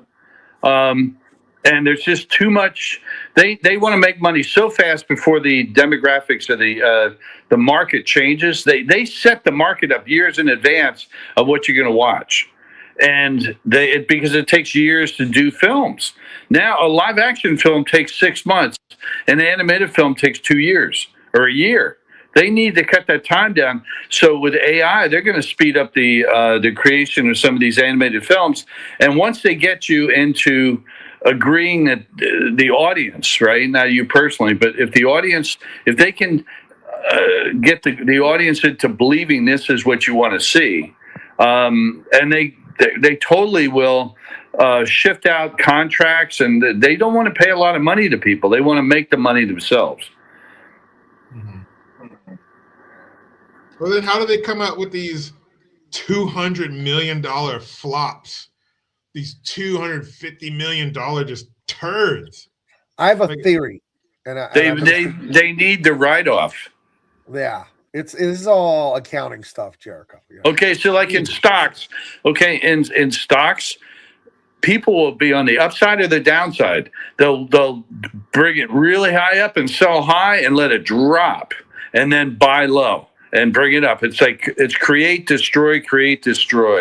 And a lot of the stuff, when they do films, if they know that market's not doing any really well, they'll shift to other. They're kind of lost now. They're trying to figure out where they're at with a lot of films and combining the studios. They're trying to make all this mega studios to control. It's all about control. It's terrible. I hate the studios all merging, and they're not good at it. Everything. They bought Fox, they bought Marvel, they bought, they own the Muppets. They own. I can't stand that. Yeah. Really, so it's so weird. Like everything's just going to be owned by one, like BlackRock or Vanguard or something like that. Like the companies need to be individual, because that's their character. That's their individualism. That's that company, not when it gets absorbed into this other one. Well, look at the housing market. If they buy up all the houses, they tell you what the rent's going to be. Right. Mm-hmm. And you can't negotiate. It's like, well, I'm going to move somewhere else. Well, if they start closing off where you're moving, and the only way you can go somewhere is you got to have a job to live there. So if they don't fund the area where they put businesses, you can't move to another place. You got to okay, I'm going to have to work 2 or 3 jobs to afford the rent, and I'll never have enough money to buy a house. And it's killing the young kids, and that it's kind of like a principle of, buy it up, and then I'll tell you what you're going to live like. Right. Mm-hmm. You will own nothing and be happy, right? That's what they said. That's what they said. I've seen the video. Right. Yeah. So we're going to change the world with art, Bill? Are we? Yep. I hope so. Somebody's got to do it. I hope so. I just, Well, you know what happened? Okay, now what happened was when I started in the business, animation was really dead way before the beginning. It was like, Mermaid wasn't done. All the films weren't done. We had to go around and find the old timers who had done all the animation for 40 years before we even got into business. They had closed it down because the age group at that time wasn't watching cartoons. It wasn't made for the 16, 17-year-olds. It was made just for kids. So what they were doing was they ended up, we had to look around for the talent. Well, we had to start from the beginning of how to locate these people to learn how to do the business. Once we got that, we had this energy as young kids to go ahead and make the big grouping of films that you were talking to Walt Disney did. Everybody couldn't wait to get to the party. Everybody was learning again. They brought the people back. It was great. Now that crowd passed away, the older crowd. Now you have this crowd. Now you're looking at like Roger Aller. He passed away, the director of Lion King. It's the next group is passing away. The next group is passing away that if you don't get the talent and understanding from this group that is here now, or that's still here, that's in their 70s and going into their 80s, once they're gone, the kids have to start again from the beginning.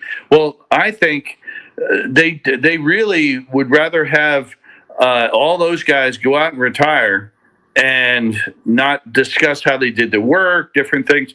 I know they want to do YouTube videos to help people and stuff, but there's nothing like working alongside an artist one-to-one. And that now is very, very hard. And they keep bringing more and more kids in schools. They're putting thousands of kids out to make these films. But the technology, they need content right now. New Netflix, and they just need 24 hours a day content. And that's where the problem is. They want to fill it with anything. As long as it's moving, it's selling.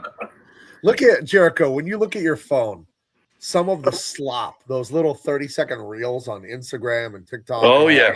Yep. It's like, it's worse than junk food.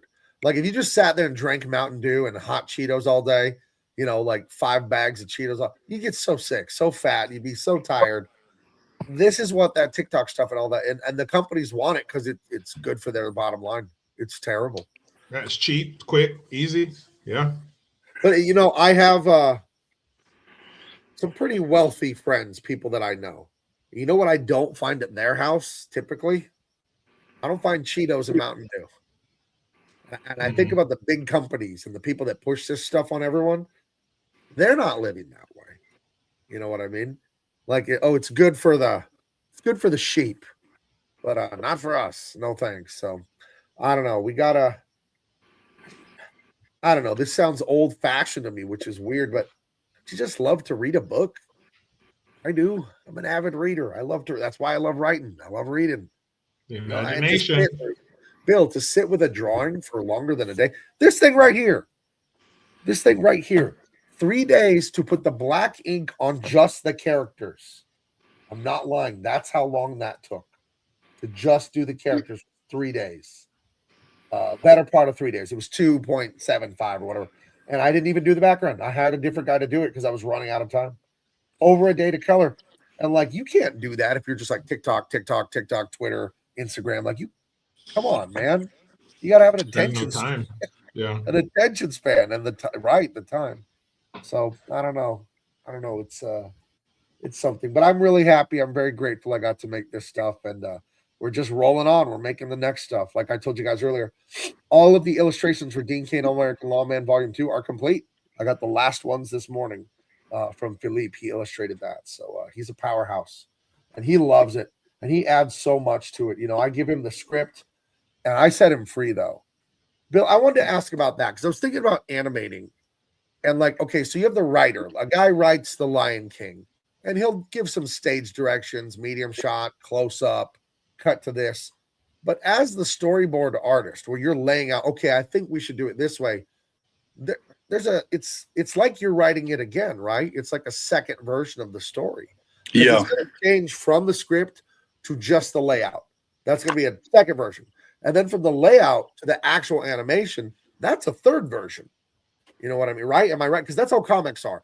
I write it and I write about 4 times. I write the story, just the words, and then I draw it, or I hire someone to draw it. And when they draw it, it changes. Because when you draw it, you realize, oh, that doesn't work if we put this guy here or do that, or this should happen first, or he should go there first and then come back. And you figure that out when you're drawing, and you change it a little bit when you need to. And then when you color it, you can alter things too. You can make it scary, romantic, mysterious, depending on the colors you want and how you apply them. And then the final change of a comic book are the word balloons. Like the word choices I make, I can have a scene where people are in a kitchen or a factory talking, and I can completely change what the story is about just by the choice of words. You know, Right. so did animation kind of work the same way, where it kept having different iterations as it kept going through the different phases? Well, in the beginning, story and storyboards are based on character. So you don't really see the background. You don't have to draw the background. You just keep going. You're moving through the characters and trying to give a narrative, a genre, and trying to give a plot to the film. And as you're doing this, a lot of times the writers are tracking with you, and they'll do rewrites as you're going. So a lot of times, too, you get a script, you have to stick to it, and you just board it because the writers want it this way. So you board the whole thing, and then you pitch it and basically show, okay, I've done everything in the script. I've got some options here that I want to change. Now, the writers will go ahead and say, okay, we can adjust this. You're just a visual interpretation of the words. And then once that's put up there, and you put your words underneath it, you match the script words underneath your boards. And then a lot of times you say, if you want to say, well, I want to take these words out and let the characters emotionally express that, the writers, I don't know, I'm not sure too much familiar with Writers Guild, but they need so much writing in their film to get the residuals, I think. So the idea, if you start pulling lines out, they're not getting the pay that they would. And I don't know if that's true or not. It's just my instinct, because a lot of times the writer said, no, I want that in there. And why are you so concerned about losing dialogue? You should have seen the idea. Well, when you don't put any sound into a film, the writers aren't there unless they wrote the whole visual version of it. But a lot of the visual stuff comes out of the artist when they draw it. Right. It doesn't come. But the writers can say, okay, a rabbit that meets a girl. Okay. And all of a sudden an artist comes up and makes Roger Rabbit. Right. And the writer said, I created that. It's like, no, it's a real fine line in there. What creativity and the writers, the split on it. Huh. I want to shift gears a little bit, but I want to get into Hollywood stuff while we have you here, Bill. So we're staying in Hollywood. We're shifting gears from culture war and all that kind of stuff. I want to hear an inside story that everyone, Jericho, me, the audience would love. Something funny, something.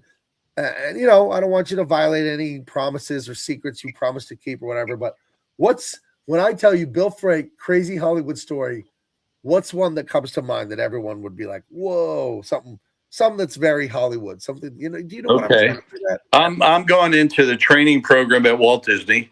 What year? And it'd be 1983, 1980, 81 or something, whatever in. Did you have a white man's afro perm at the time?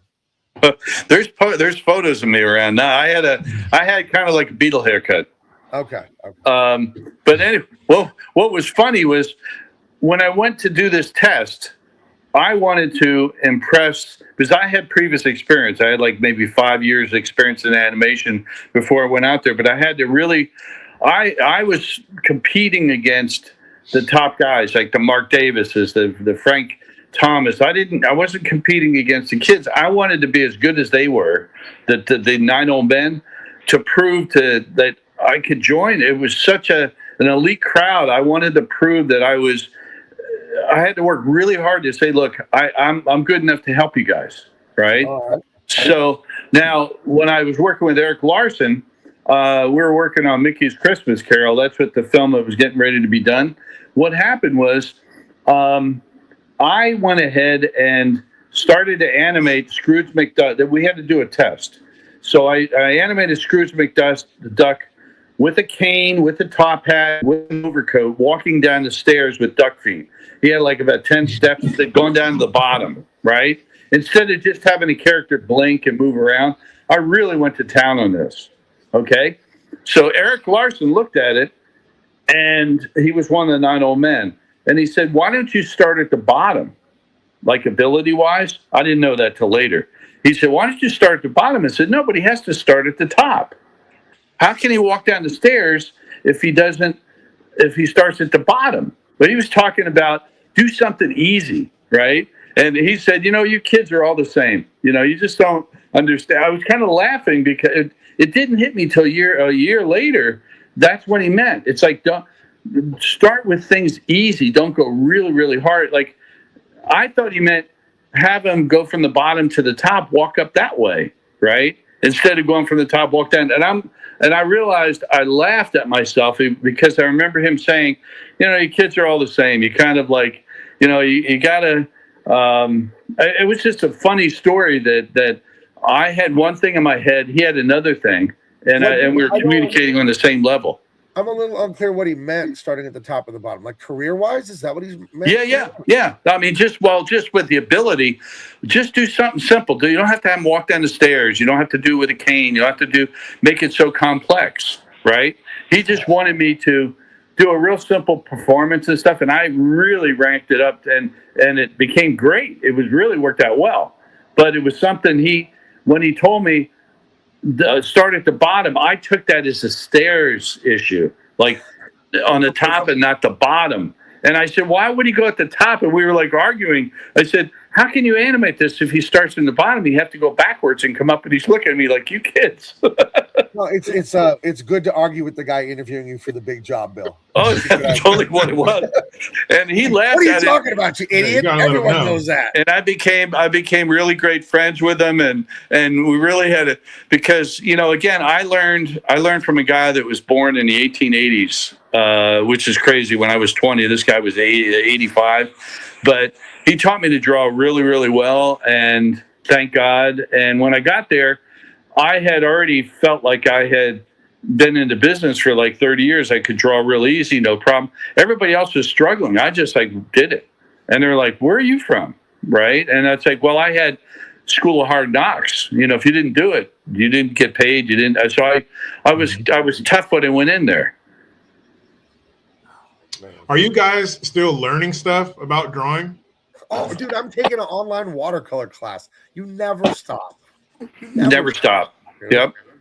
I'll tell you, Bill has 5 decades of animation at the highest level. I've worked at the highest level in comics. You feel like you know nothing, though, because you look at the masters, those single-digit guys, your Lion Decker, your Frazetta. You look at them, you're like, I want to be like that. What does he know? Like, you feel like you know nothing compared to those guys. So to me, it's always this intense, savage hunger to learn. I'm always trying to learn, buying tons of art. I pulled out an art book I love, a series by Marcos Muestre. He's another animator for DreamWorks and all that. And he has the best books on drawing and layout and design. And I pulled it out. One of the first times I was talking to Bill, he pulled his out and showed it to me on the live stream. He has the same book. You know what I mean? So, always learn. What you want to do is you want to find somebody better than you. And then when you get to the best you could towards them, you try the best you can to get as close to that. And then you're going to get closer to that. And you realize I can go further. And you learn from somebody even better than you. You never go, you can study less stuff that's not that good. Why is it not good? You always have to understand why things work and don't work. Yeah. Like my guy Philippe that works for me. I may be his quote unquote boss. He knows way more than me about drawing.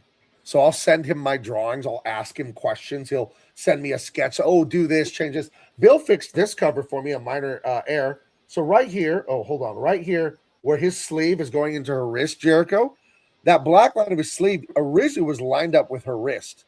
Now, that might seem like something small. That's called a tangent in drawing. If you have one shape's line and it's going into the shape of another line of a separate object, your brain is going to blend them, and it will make her arm and wrist look like his shoulder, like it's one piece. And Bill spotted it instantly. Hey, that's really good, but you got a tangent on the sleeve. I'm like, oh, and I fixed it.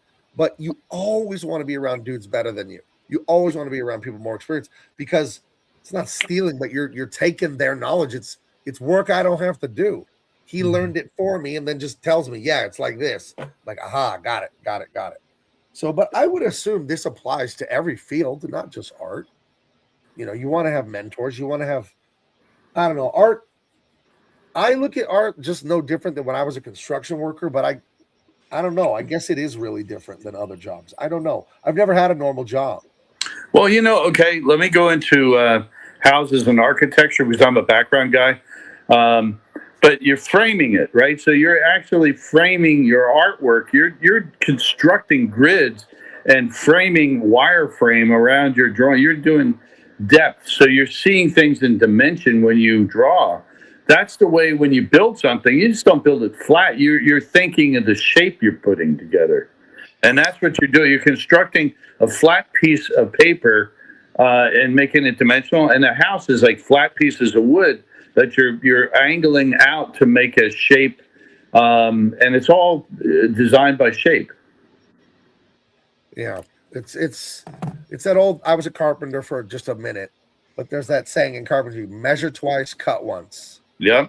You know, and drawing is like the drawing, Jericho, happens in the layout. You know, it doesn't. You know, the final piece we show you, that's like Friday night football in high school. It's all happening in the weight room, in the summer training program. You know, that weekend football game, that's just the icing on the cake. The drawing is happening in the training and the layout and all that. And you have to spend the proper amount of time and give respect to the layout and realize the layout is more important than the finished drawing.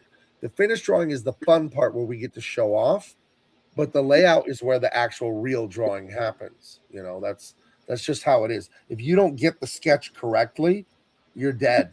It's like building the frame of a house crooked.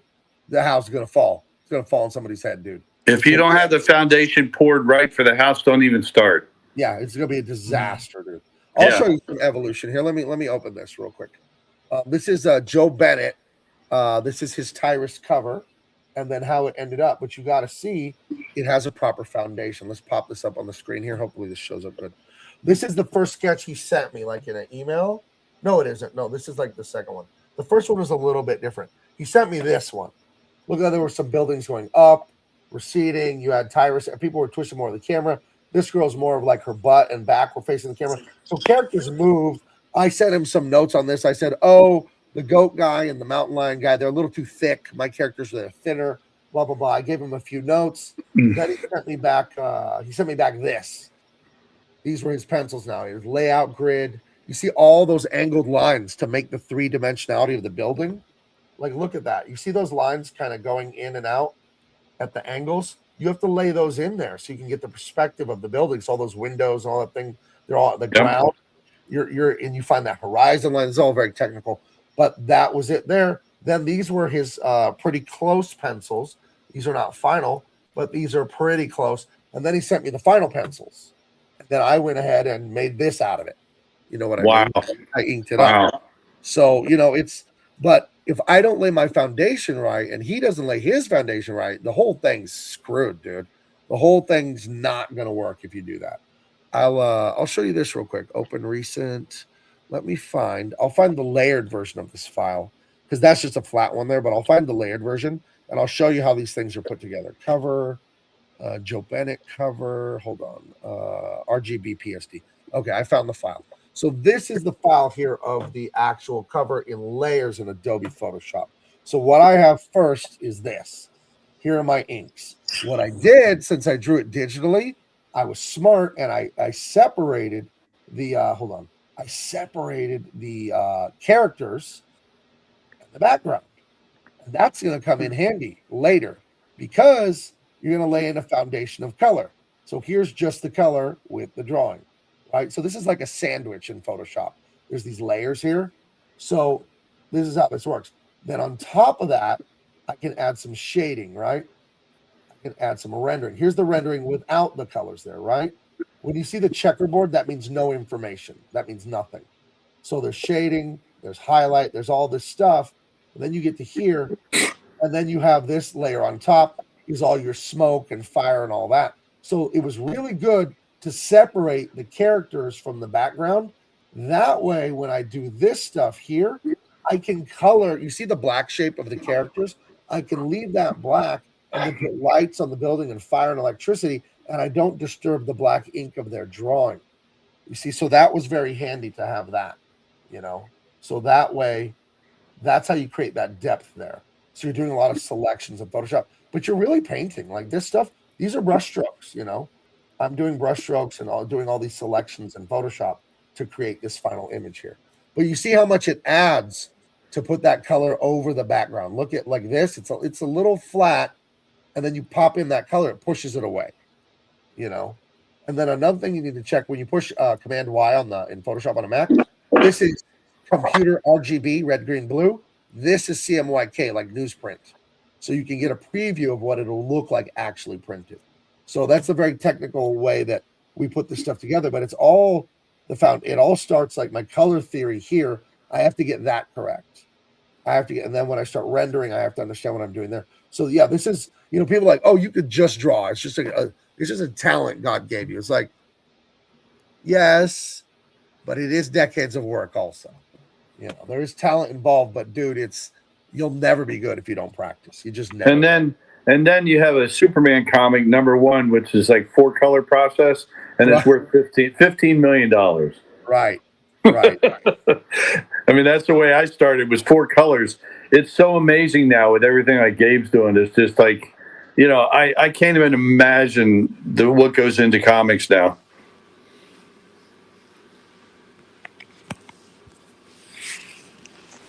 I'm back. Okay. I hit the wrong button. You got a snowstorm out there. No, I was trying to close the yard with that. Man, it gets like 60 down there at the coolest where Gabe is. Oh, man. It's 9 degrees right here. You've been down here plenty, Bill. You know where SeaWorld is, right, Bill? Oh, yeah. Yeah, I'm pretty near there, La Jolla, Pacific Beach, all that stuff. Wow. Yeah. I'm a big fan of Carlsbad and that whole area down there. Yeah. Oh, hey, Heather. You just stumbled in here. No, we got going at 5. Remember, we're on our new time, 5 p.m. So good evening.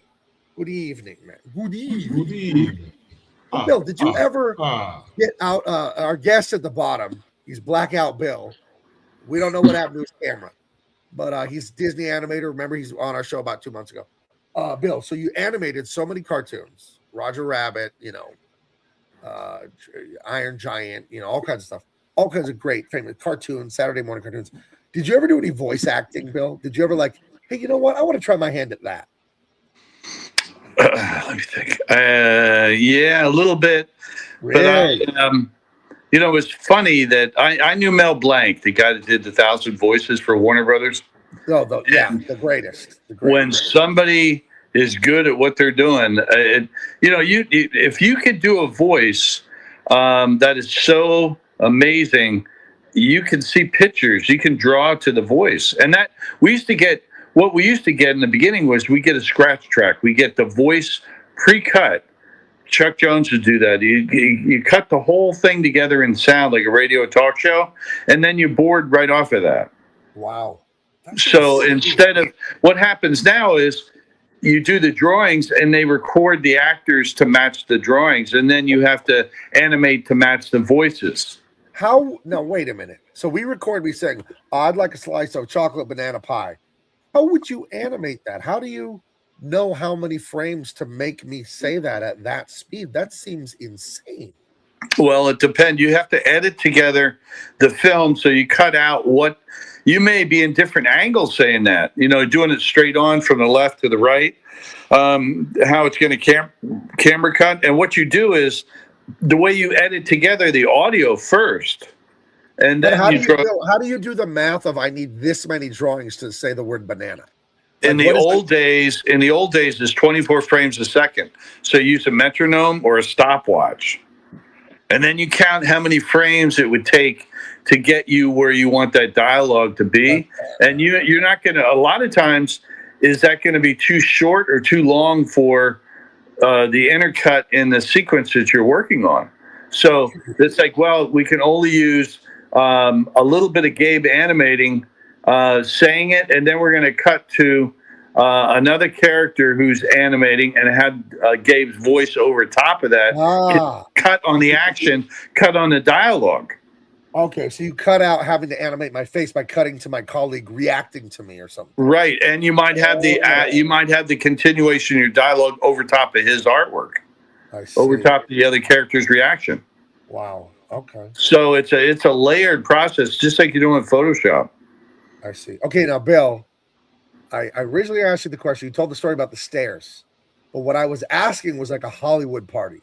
Like, I'm going to ask you. You been to the Playboy Mansion, Bill? Because I heard. I know some people went there. I didn't go there.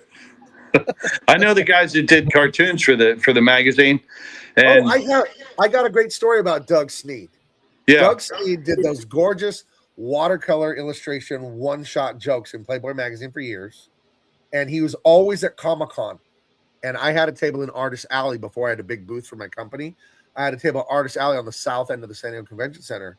You're gonna like this, Jericho. You're gonna like this guy. So he's an old man, Doug Sneed. He must be 70, 80 something now. You know, he's a pretty old guy, and he does gorgeous watercolors. They're like little jokes in Playboy magazine. And my wife always buys me a really nice art book for my birthday because my birthday is always during Comic-Con. And she bought me the Doug Sneed Playboy archives. It's like, 300 pages of his watercolors. And when she bought it from him, he autographed it. I think he drew a lady's face on the inside cover or something. I could go grab it, I guess. But do you know what he told my wife? He said, "You're very beautiful. I'd love to paint you." I thought, you dirty dog. How many times, how many decades have you used that line? And how many times has it worked? How dare Every you? time.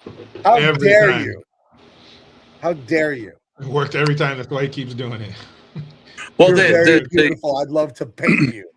the one person on it, the one Gam Wilson, he was a cartoonist. He always did kind of scary stuff. Ugliest, weirdest stuff, Can. Oh, really weird. And the guy that did the stuff for Playboy was Roland Wilson. And he worked for Disney's right after Little Mermaid, some of the stuff in Mermaid and on. And what he did was he didn't do the sex jokes and stuff. He basically did historical humor. Right. So he would do something that had a little bit of a twist to it, but it was really historical. It was separate, almost like it shouldn't fit in the magazine, but everybody liked it. And the director of Little Mermaid, John Musker, loved his work. And so when I went out there, I told him about Roland, and Roland was in New York when I left. I was working alongside of him for 4 years. Anyway, he went ahead and said, would Roland ever come out here? And I said, sure he would. And I asked Roland, and he said, yeah, I'll move out here. He ended up living down in San Diego. Oh, really? La Costa. And then he worked on Hunchback of Notre Dame. He did some of the most beautiful artwork. He worked with Joe Grant, who was the guy that originally did Sleeping Beauty. Snow White, the witch and all. I mean, the guy was so good.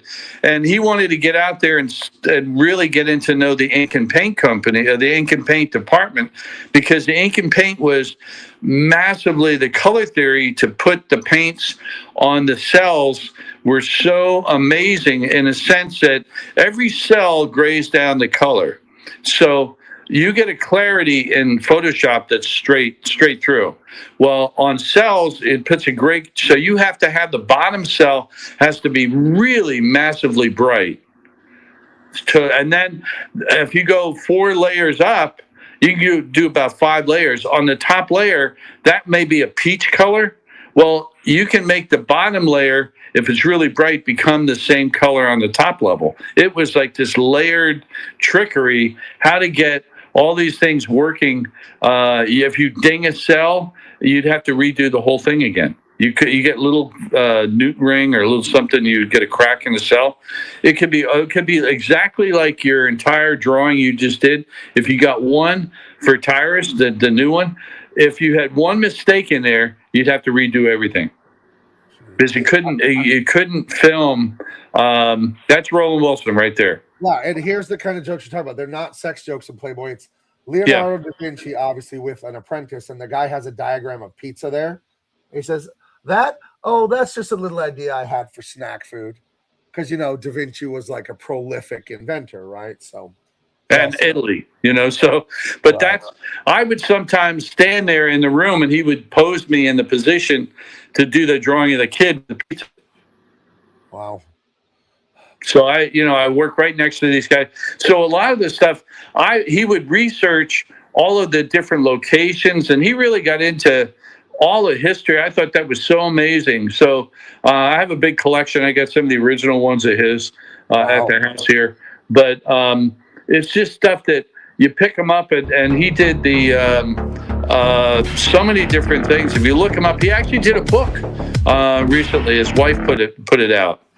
He did Trans-Siberian Express.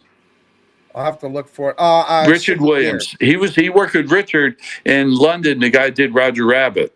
So if you look at Trans-Siberian Express to Vladivostok for Pushkin Vodka, that almost is the reason I got into business to Disney. It was done in grease pencil, and it's about a train in Eastern Russia and Siberia. And that's Roland Wilson. Okay. Cool. Let me show this Are you video there? really quick. Completely unrelated. I guess I'm out. I can hear you. I don't know if you can hear me. Yeah. Poor Bill. Oh, what's going on here? Can you hear us, Bill? Huh. Oh, that's no story. Okay, Jericho, what do you think of this? Steve Cardillo, he's got 1 million followers on Instagram. Reach out to me. He's friends with Tyrus, was friends with Hulk Hogan. He makes weight belts. He's into, boxing, fighting weights. He makes them for UFC fighters. Mhm. The belt that Randy the Macho Man Savage wore in the Spider-Man movie, he made that belt. He reached out to me. He has made 2 custom Tyrus weight belts, and I'm going to give one away. If you buy a copy of Tyrus, you're entered to win. But we don't do gambling. That's illegal. No gambling, no lottery. So no purchase necessary. If you go to bigmancomics.com and get on the mailing list, that's all you have to do. You can buy a book if you want. But if you just get on the mailing list, you can win this belt. I'm going to give it away, I think, on February 10th. I will show you the belt real quick. He sent me a video. Check this out. I sent him some of my artwork, and he laser etched this on leather. But this is a awesome weight belt. He makes belts for like Mark. He's made a bunch of belts for Tyrus. But it's got artwork from the comic book on it, laser etched. And he made 2, one for me and then one for a giveaway. I love it. And then, my daughter, the stand-up comedian, she's the roast battle. She's in charge of it for San Diego. She wants some belts for the roast battle champions, actually. So I think we're going to do that. I'm going to ask Pete if I can buy a belt for that. But yeah, you can get your own Unstoppable Tyrus Big Man Comics weight belt. You can win that. No purchase necessary. That shit looks cool. Wow. That looks pretty fucking cool. Yeah, I like it. That's It looks, excellent. So, that's awesome. Jericho, Wow, do you I'm think back that up. we, Somehow that we could- storm took me out again. It's What all right, I Bill. was going to say real quick, Gabe, you can hear me now, right? Yes. Oh, I guess I'm off again. Oh, man. Sorry, Bill. I can hear you. You shut me off, right? Okay, hold No, up. I Let me can get back hear on you. here. Oh, I can hear man. you. Poor Bill. Jericho, Yeah. would you like this? Would you like a belt like this for weight? Are you that's- lifting weights? I am. I hope to, get heavier with the weights. But yeah, I am. Okay. No, that shit looks fucking cool, man. That's awesome. Whether you lift weights or not, some things just look fucking cool. And that's awesome. Yeah. So I'm going to be talking more about this tomorrow. Today we were just talking about the book, launching the book. I'm excited for Gutfeld tonight, which I think is coming on the air any minute now. It's on at 10 Eastern, which is right now, because Tyrus does a big reveal of the book on Gutfeld. Apparently, he texted me this afternoon telling me he was doing that. Wow. I'm going to So, watch it now out here. That's great. Yeah, I think Great. Gutfeld is firing up in a few. Hey, I on was the going to East tell you Coast. really quick. Look up Richard Williams, Trans-Siberian Express for Pushkin Vodka.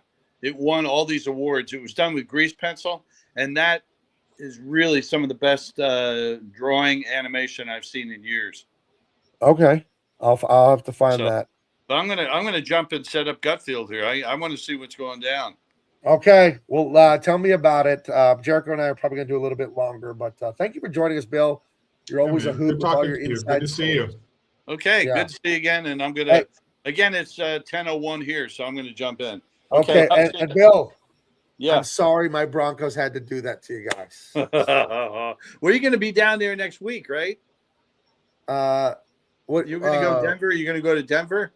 No, I decided not to. I was thinking of going to the AFC Championship. I'm going to hold on, I think, and try and go to the Super Bowl.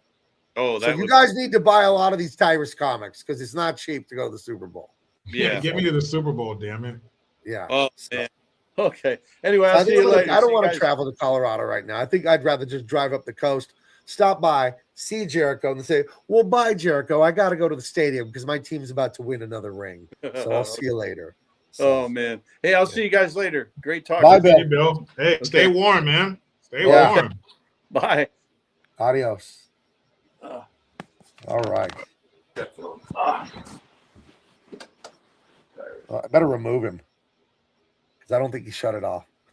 I would hate for someone to leave it on and then they don't know they're on the air. Yeah, that could go sideways real fast. Someone leaves it on, they don't know they're on. They just have like they have this like Taco Bell gas or something going on, you know. Bill! So much better. Oh man, I couldn't wait. He's in the back room. Wait. Are you trying to come back, Bill? No, I'm trying to shut it off. Okay, there's a red button at the bottom. Red button at the bottom says leave studio. I did it. Yeah. Okay. All right. I'll remove you. I still see him down there. Poor Bill. So what's the latest for you? What are the developments this week? What's going on in the Jericho world? It was the day before yesterday. My son and I, along with my best friend and his son, went to a Sacramento Kings game. That was super cool. I've always heard that hockey is one of the greatest sports to watch in person. No, the Sacramento Kings basketball. Oh, basketball. I'm thinking of Los Angeles Kings. Well, there you go. It should have been the San Jose Sharks. My bad. But it was super cool, man. My son's first pro game, of any kind. So that was really cool. And my buddy, his work hooked him up with the VIP ticket. So there was like a room you can go in to eat before the game, and it was like underneath the bleachers and stuff. So the room, it was super nice, man. And he was so excited. We had really good seats. He kept yelling to the players. How come he's ignoring me, Dad? I was like, he probably can't hear you. And there's probably 2,000 other little boys yelling their name too. But no, he had a great time. We all had a great time. I forgot about the Kings. They've been bad for almost 15 years, the Kings. It was close. And they had stars on their team who were former superstars. So it was still cool. They have Russell Westbrook? Yeah, Russell Westbrook was out there. Levine. Who was the other guy? Dennis Schroeder. DeMarcus DeRosa. Was his name? DeMar DeRosa? Yeah, DeRozan. DeRozan, yeah, he was out there. So yeah, it was cool, man. He had a great time. So that's one of those, memories. What do you call those? Core memories. Right. Yeah, that's awesome, man. This year's been just great memories for me. The Denver Broncos. I started off the season in September with my son going to the first game of the season. We went to Vegas with my best friend, and we watched the Broncos. And then they've been winning all their games in the last minute. It's been the most dramatic, crazy thing. And and now they had this insane playoff win. The quarterback broke his ankle. Are they going to face the Patriots now? And the NFL itself has been so good this year. The playoffs, a couple games notwithstanding, have been insanely good. The playoffs, very close games. And these are like memories that'll last me a lifetime. When the Broncos made their last Super Bowl run and won it with Peyton Manning 10 years ago, my brother was just going through a divorce and he lived with me for like 6 months. So he was in the house. He got here like in December or January. He was here for that whole Bronco playoff run. My brother and I played together in high school on the same team. We played defensive tackle, both of us. And I coached my son in football. We won championships when I was in high school. My son won them when he was in high school. He won my number. Football is a huge part of our lives and our identities. And it's such a beautiful core memory for me of my life, my brother, my son, and my team, our team, the three of us winning the Super Bowl 10 years ago. And we haven't really watched a lot of football in the last like 8-9 years because the Broncos have been terrible until last year, just totally awful. and they got their coach. But here's me and my son Sunday right before the game. You know, me and good old Peter. We got our Bo Nix jerseys. I'm not a fat fuck anymore.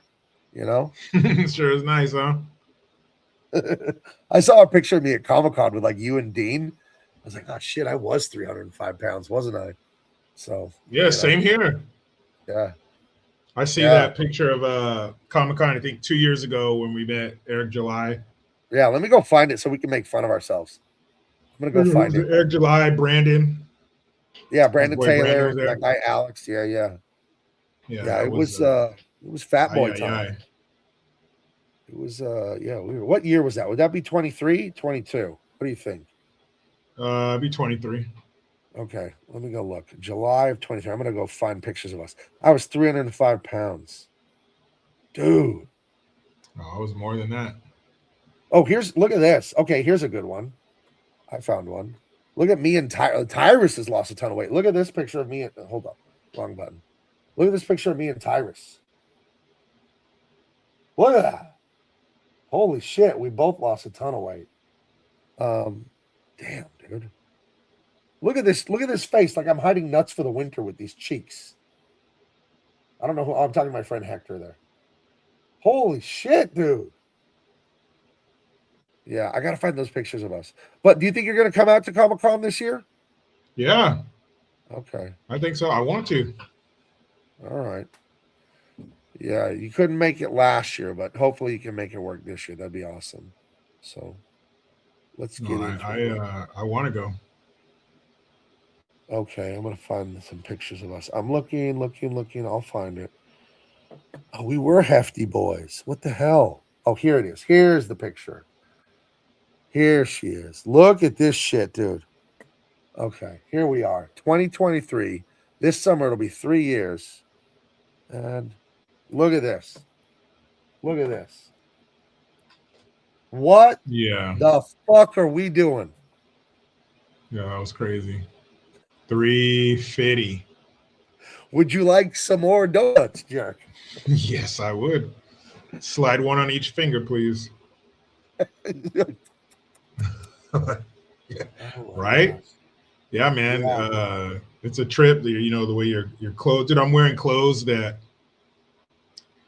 I haven't worn in years. I'm wearing clothes that I've never worn. Like I bought them, and then just got too fucking big for them. Look at our waists. Look at that. Ridiculous shit, dude. Crazy. How shameful.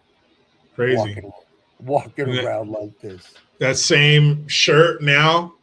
It fits great. The shirt I'm wearing right now. Look at us now. I couldn't wear it 6 months ago. Behold, ladies, you cannot resist it no matter what you do. Couldn't do it. Wearing clothes, pants that I never wore. You're lucky we're married, by the way. You are lucky about that. Yeah, keep it in your pants, whores. Yeah, why don't you back off, ladies? Why don't you back off, Latina baddies? Oh, that's a new section for the show. New section for the show. Every week, we're going to have Latina baddies.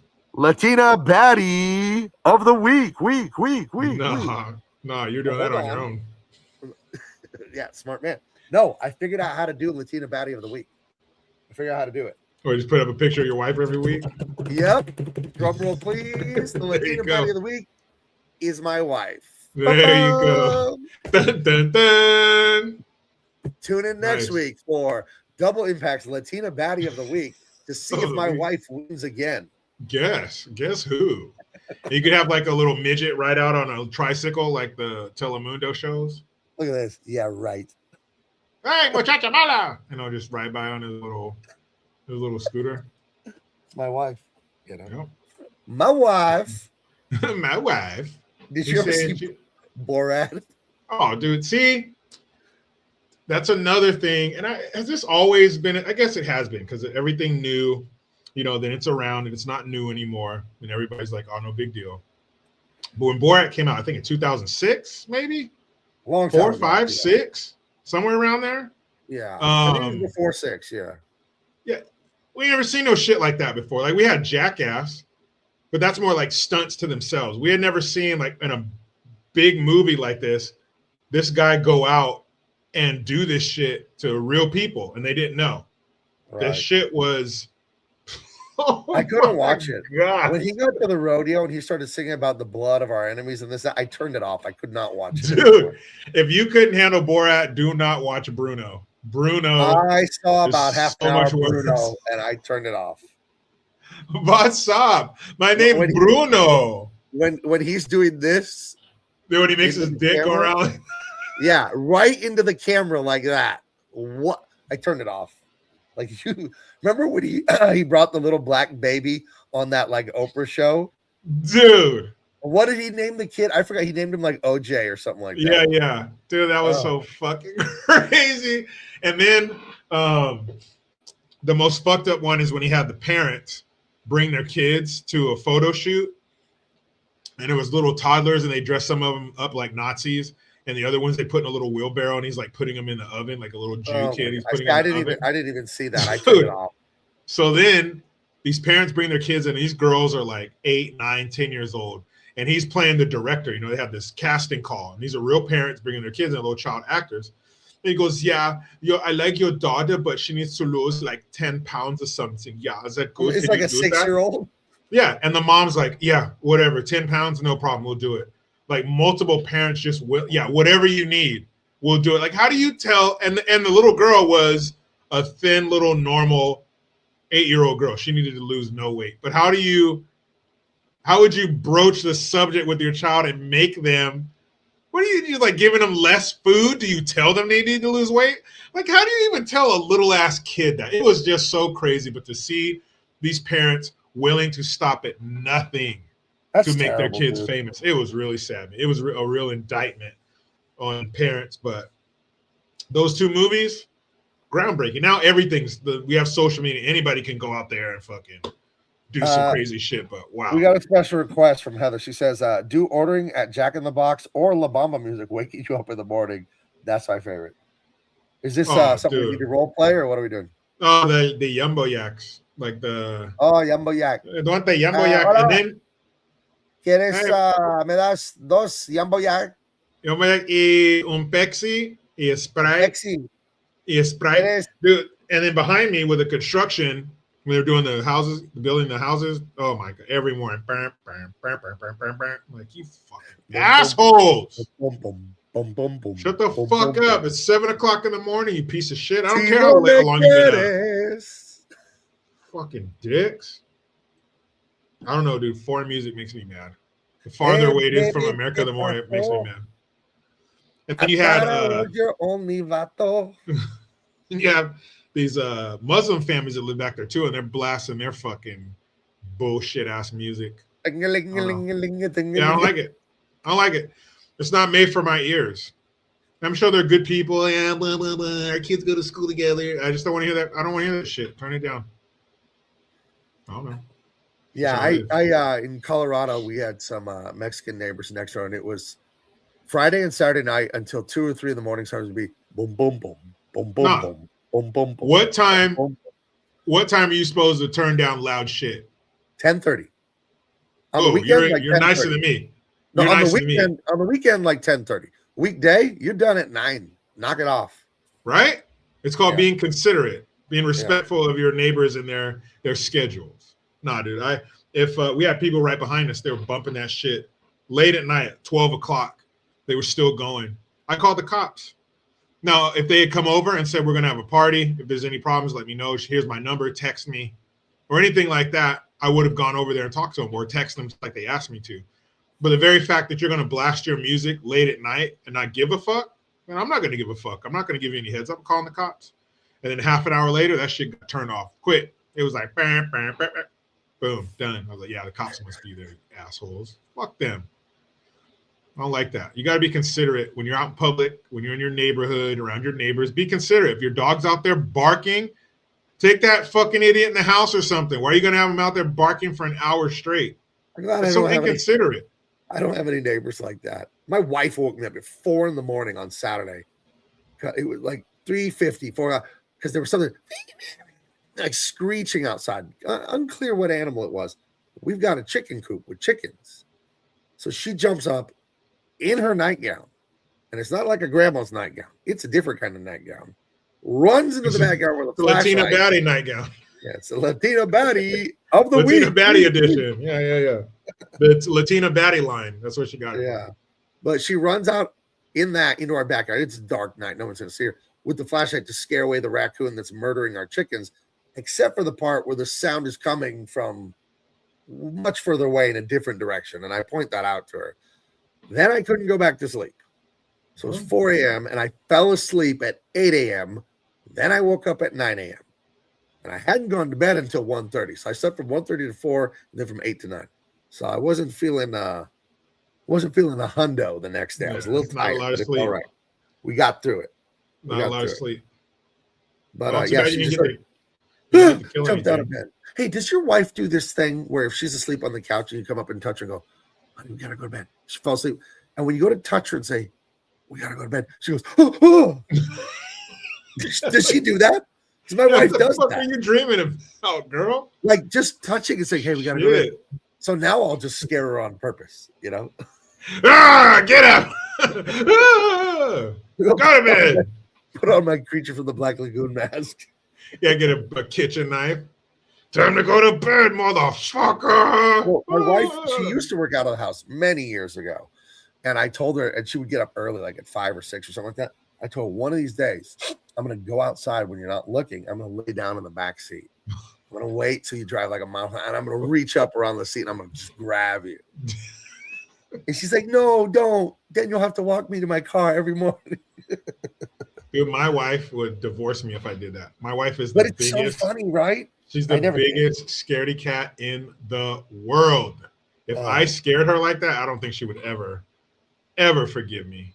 Like she is the fucking scaredy cat of the year. Oh my God, no way. My wife would kill me if I did that. But then she'll do that to the kids. She'll scare the kids. I'm like, you know they're gonna fucking get you back. Especially my son. Dude, he'll like crawl and wait somewhere for an hour for the perfect time and just like, why do you do that? What is now your kids are a little older. They're like 9 and 14 or something like that. Yeah. What was in the Mexican household, it's the cucuy. The cucuy is the boogeyman. What was their thing? There's also in Mexican cultures the coco. The coco is the same as the cucuy. And in fact, that's where the name of a coconut comes from. Because the 3 dots on a coconut was like a little scary eyes and mouth. It's a coco. It's a little monster. That's what I was told. I'm not entirely sure that's true, but I was told that. But what was the coco? What was the cucuy for your kids when they were little? I don't know. I think I was just afraid of the dark. My kids are both my kids are still afraid of the dark. It's a damn shame. My son, he's 9, so okay. But my daughter's like 14. But then her mother, she's scared of the dark too. So I don't think she's ever gonna grow out of it. My wife is if something's chasing her, she's just gonna fall on the ground and curl up. I'm like, that's not what kind of defense is that? Her and my daughter are useless in a tragedy. Useless. This year, just put them on the raft. Just stay over there screaming. Let us fix it. Put them on the raft and just get them to safety. They're not going to be any help. Captain Haruno says the worst sleep scare is the damn feeling that you're falling out of bed when you're perfectly fine. You ever get that thing where you're like, it's like you fall in bed? You know what I'm talking about? Yeah. That's weird, that one. You know what? I scared somebody really, really bad one time. We were at a church camp during some summer. I think I was like 15. And we went on a night hike. And so you got these girls like in a group together. What was that? What was that? So I doubled back and went behind them like 50 yards. They didn't even know. And I snuck up behind them and I was just like, roar! And I grabbed their ankle. Dude, they shit, pissed, farted, vomited, passed out, woke up all at the same time. Like those girls were so fucking scared. But if I did that to my wife, dude, she would just unforgivable. She'd probably leave me. She is such a scared cat. But my kids never had like a boogeyman or anything like that. It was just in general afraid of the dark. My son, Dad, I heard something outside. I'm like, son, the wind's blowing at 30 miles an hour. Of course you heard something outside. It was probably a monster. Well, it was probably that demon out of that movie you were watching. What? Nothing tonight. So I'm going to make you a drawing here. Okay, hold on. So this is my house, like kind of layout. You've been to my house, but this is for the audience. Let me bring this up on the screen. Yeah, I'm not familiar with the floor plan. of your house. Right. Well, I mean, you've been there. Share screen. Okay. This is my house. So this is the sidewalk here. The circle would be my wife. This is the swinging door. This is like the kitchen is this way. You go down this way. There's the living room and other shit. I'm over here on the couch watching the big TV, and there's a straight shot back to the front door. So you can kind of see the person when you come in. My wife was with her movie producer friend, this lady we know, Natalie. She's a friend of Dean's who became a good friend of ours. And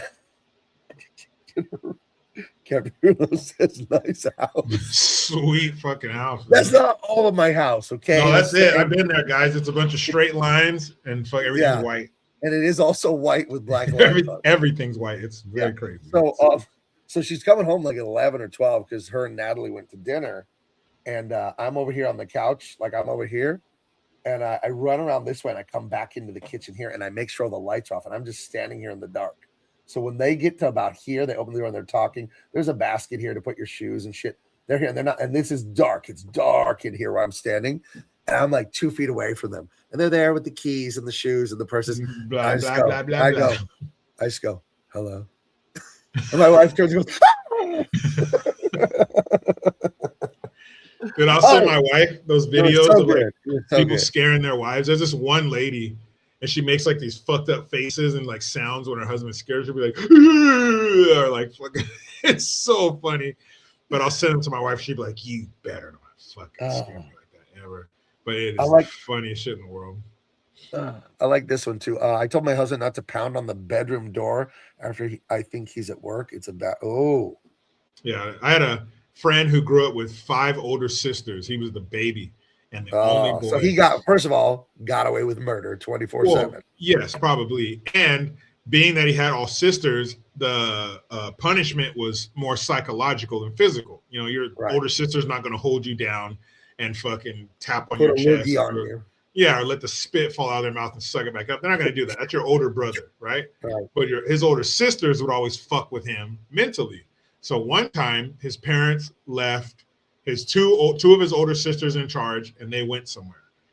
And so his older sister was talking to him, and his back was to the sliding glass door. And his sister kept going, okay, I'm going to go to the store real quick. Like that. And he'd go, what? Nothing. I'm going to go to the store real quick, and I'll be right back. So already he's fucked up, right? Just from that 10 that's seconds. Great. Right? That's great persuasion. She's priming it, you know? Just fucking marinating this kid in fear.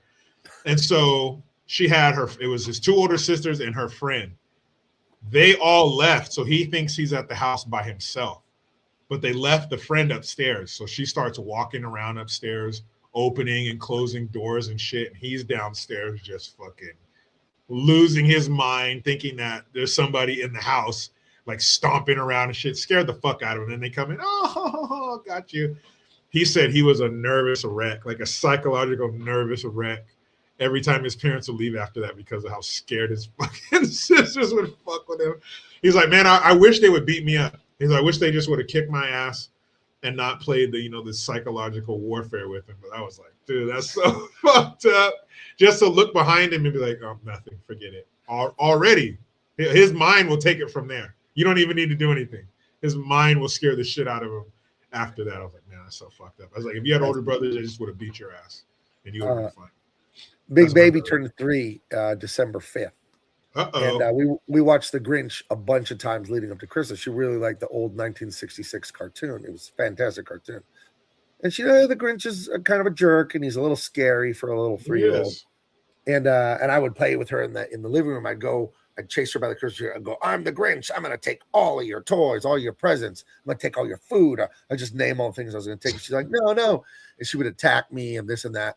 And then we were just sitting there. And she kind of thought about how scary the Grinch is with his gross teeth and his weird face. And she said to me, the Grinch not come to our home? I said, no, he's not coming. So smash that fool. If he comes to our home, are you strong? She asked me. So you can handle it, right? I said, I'm the strongest. And then she got right. She said, if the Grinch comes to our home, I'll punch him in the belly and he will cry. Yes, he will. She wanted to know, like, hey, do I need to make other arrangements or you got this? Like, can you handle this? Have a heart attack. No. I won't show her the live act. Sorry, Jerker. I won't show her the live. He said, don't show her the live action Grinch or she'll have a heart attack. First, She won't have a heart attack. Secondarily, I won't show it to her because it sucks. Dude, that Grinch movie does not suck. Now, that movie is awesome. Hold on. I have a bias against anything that was animated and turned into live action. I reject it out of hand. It was done very well. As an illustrator, I hate that because the charm of a drawn story is the fucking drawings. It's a big reason I hate comic book movies. Comic books are drawings, and they should always be drawings. That's what makes them comic books. You give me a real actor, Robert Downey Jr., I don't care. The thing that's cool about a comic is the drawing. So when I see the live action Grinch, make a great movie. I don't fucking care because the animation was the heart of that thing. Sorry, that's my own super personal thing. I understand. I understand what you're saying, but dude, it was done well. The Grinch is a. I'm sure it's a good movie. Jim Carrey. It couldn't have been done without Jim Carrey. Jim Carrey was made for that role. Genius. He's an absolute genius. It was that. Yeah. I don't know. I think that movie was great, but I understand what you mean. You know, coming from. Is the movie like probably is the movie good? It probably is. I never saw it because I'm not interested. But I just hate things that were animated. Like, oh, you know what? There's going to be a live action Akira. Fuck you. Well, not everything. Not everything should be drawings. That's not everything should be messed with. I agree, but you know, Disney does all those cash grabs where they got live action Beauty and the Beast, live action Aladdin, and you know why they do it? It's a very simple reason. There's a built-in audience. Money, They can't remake it drawn because you already drew it once. You already animated it once. So the only way to remake it is to remake it as a live action, and then it sucks. Well, what is it? What Grinch came out in 2001? Maybe is that movie 25 years old already? Holy shit! Captain the original Illumination Grinch. I've never seen it, but it's animated, so I'll let it pass. But the Grinch, the original Grinch movie, I remember we'd always watch that.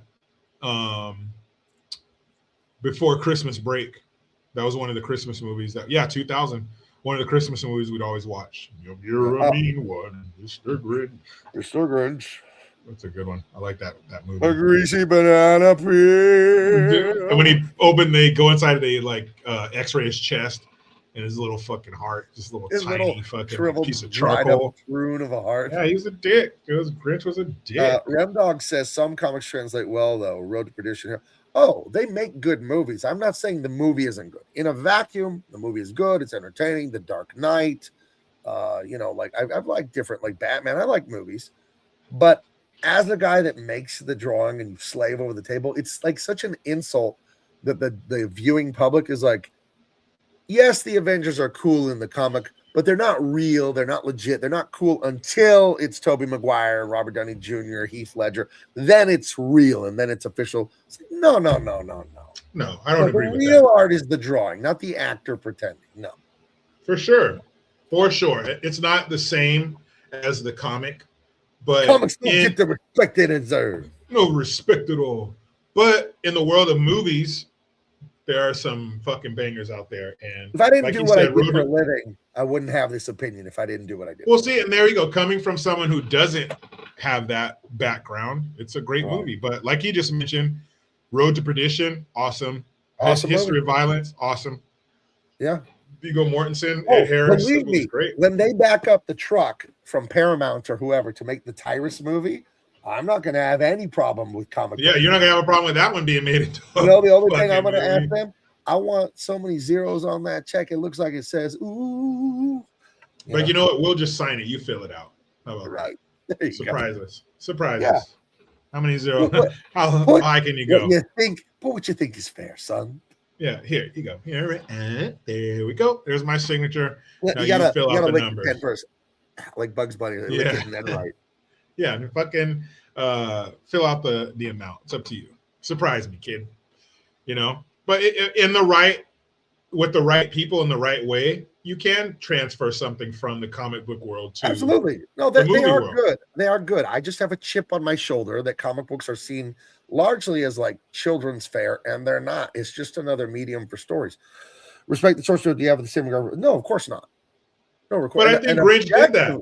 Yeah, I think Grinch did that. Grinch took from the cartoon world the Grinch over into the movie world and did it. I'm sure it did. I just, when something's drawn first, I want it drawn. I know it's good. I've seen plenty of comic book movies that I actually enjoyed. Again, a few, not plenty, a few. But the comic movies Grinch I don't like. is great. It's not just, it was good.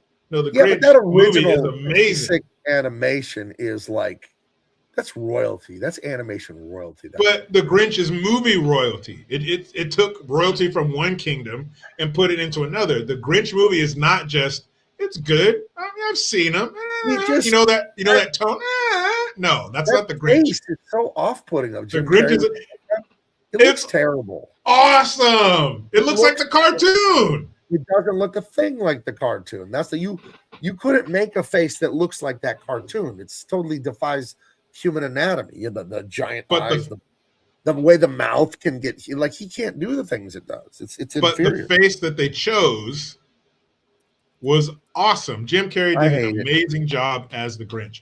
To watch the relationship with Cindy Lou Who, like before, she's just this nuisance. What do you want, kid? Get out of here. For her to work her way into his little Grinch heart. Oh man, I don't know. Awesome. I think that's as close as you can get to an animated movie and have it still be a live action movie. I would say The Grinch and Cat in the Hat. Cat in the Hat was another good one. I don't know. I don't think you can compare. Hold on, I'm trying to get some images. No, not compare. No way. You can't compare. You can't compare. Can't compare. But in its own right, the Grinch movie is amazing. Yes, but I know the cartoon exists. You can't compare. Me too. I've seen the Grinch cartoon way more times than I've seen the movie. Here's the thing. I like a good potato taco. They're pretty good. But every time I eat a potato taco, it's just mashed potatoes inside of a taco. It's a real thing, folks. And they're pretty tasty. Every time I eat a potato taco, I always have a problem with it because I'm like, I could add a beef taco. I'm like, this could have been beef. I could have just let them keep the potato taco. That's how I feel about the Grinch. It's like, fine, Jim Carrey's great. Yes, Jim Carrey is the potato taco. It's great.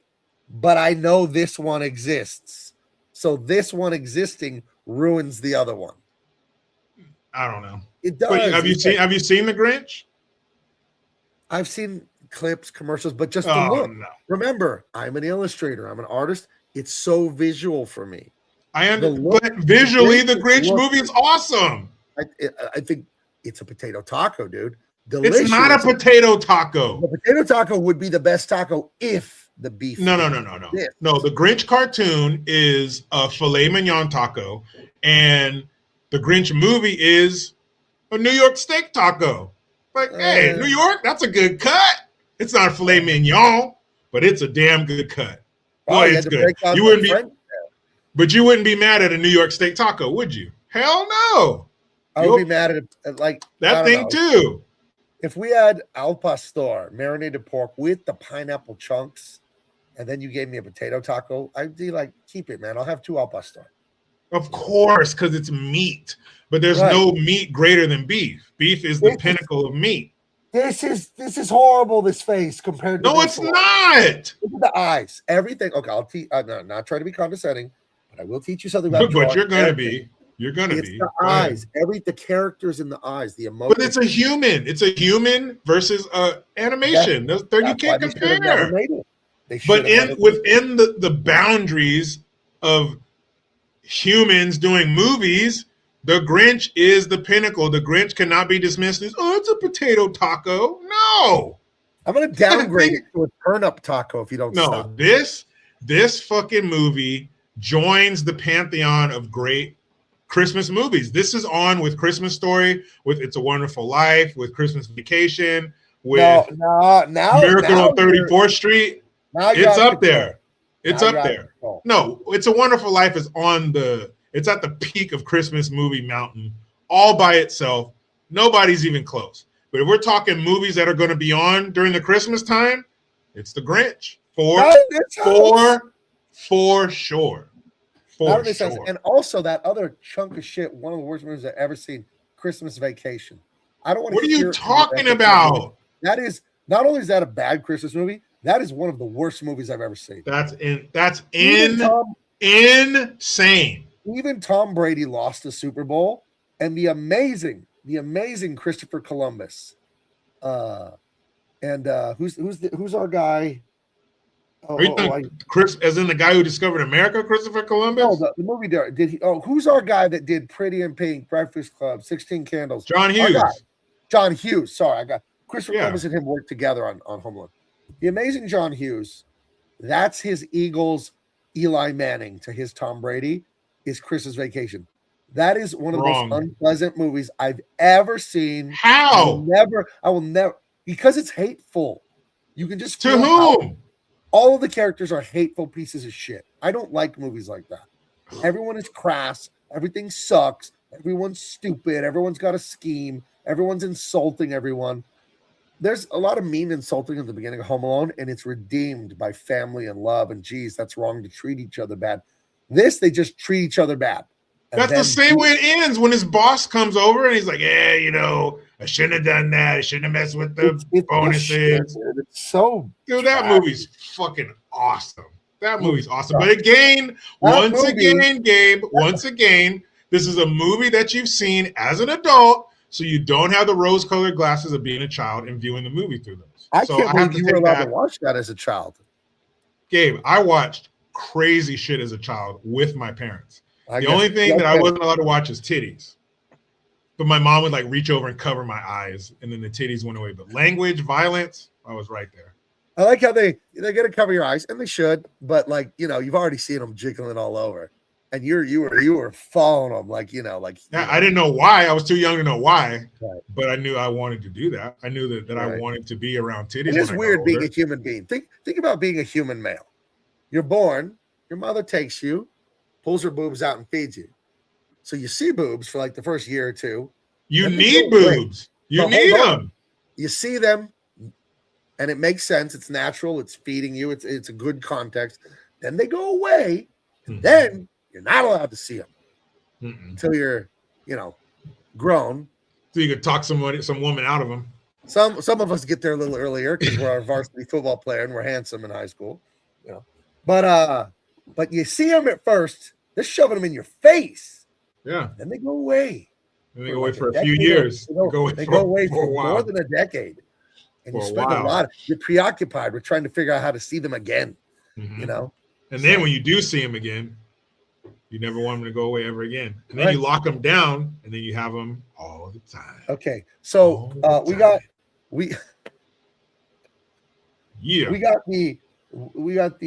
the beef taco here, the marinated cachetes, some beef cheek. Grinch the movie. Go on. Yeah. Now, what's the animated one? This is a potato taco.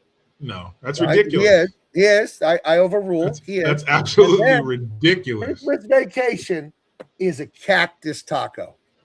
Cactus tacos are for people who hate food. No, that's Christmas Vacation is one of the greatest Christmas movies. If you love shitty movies, you'll hallelujah! Holy shit! Right? That's not.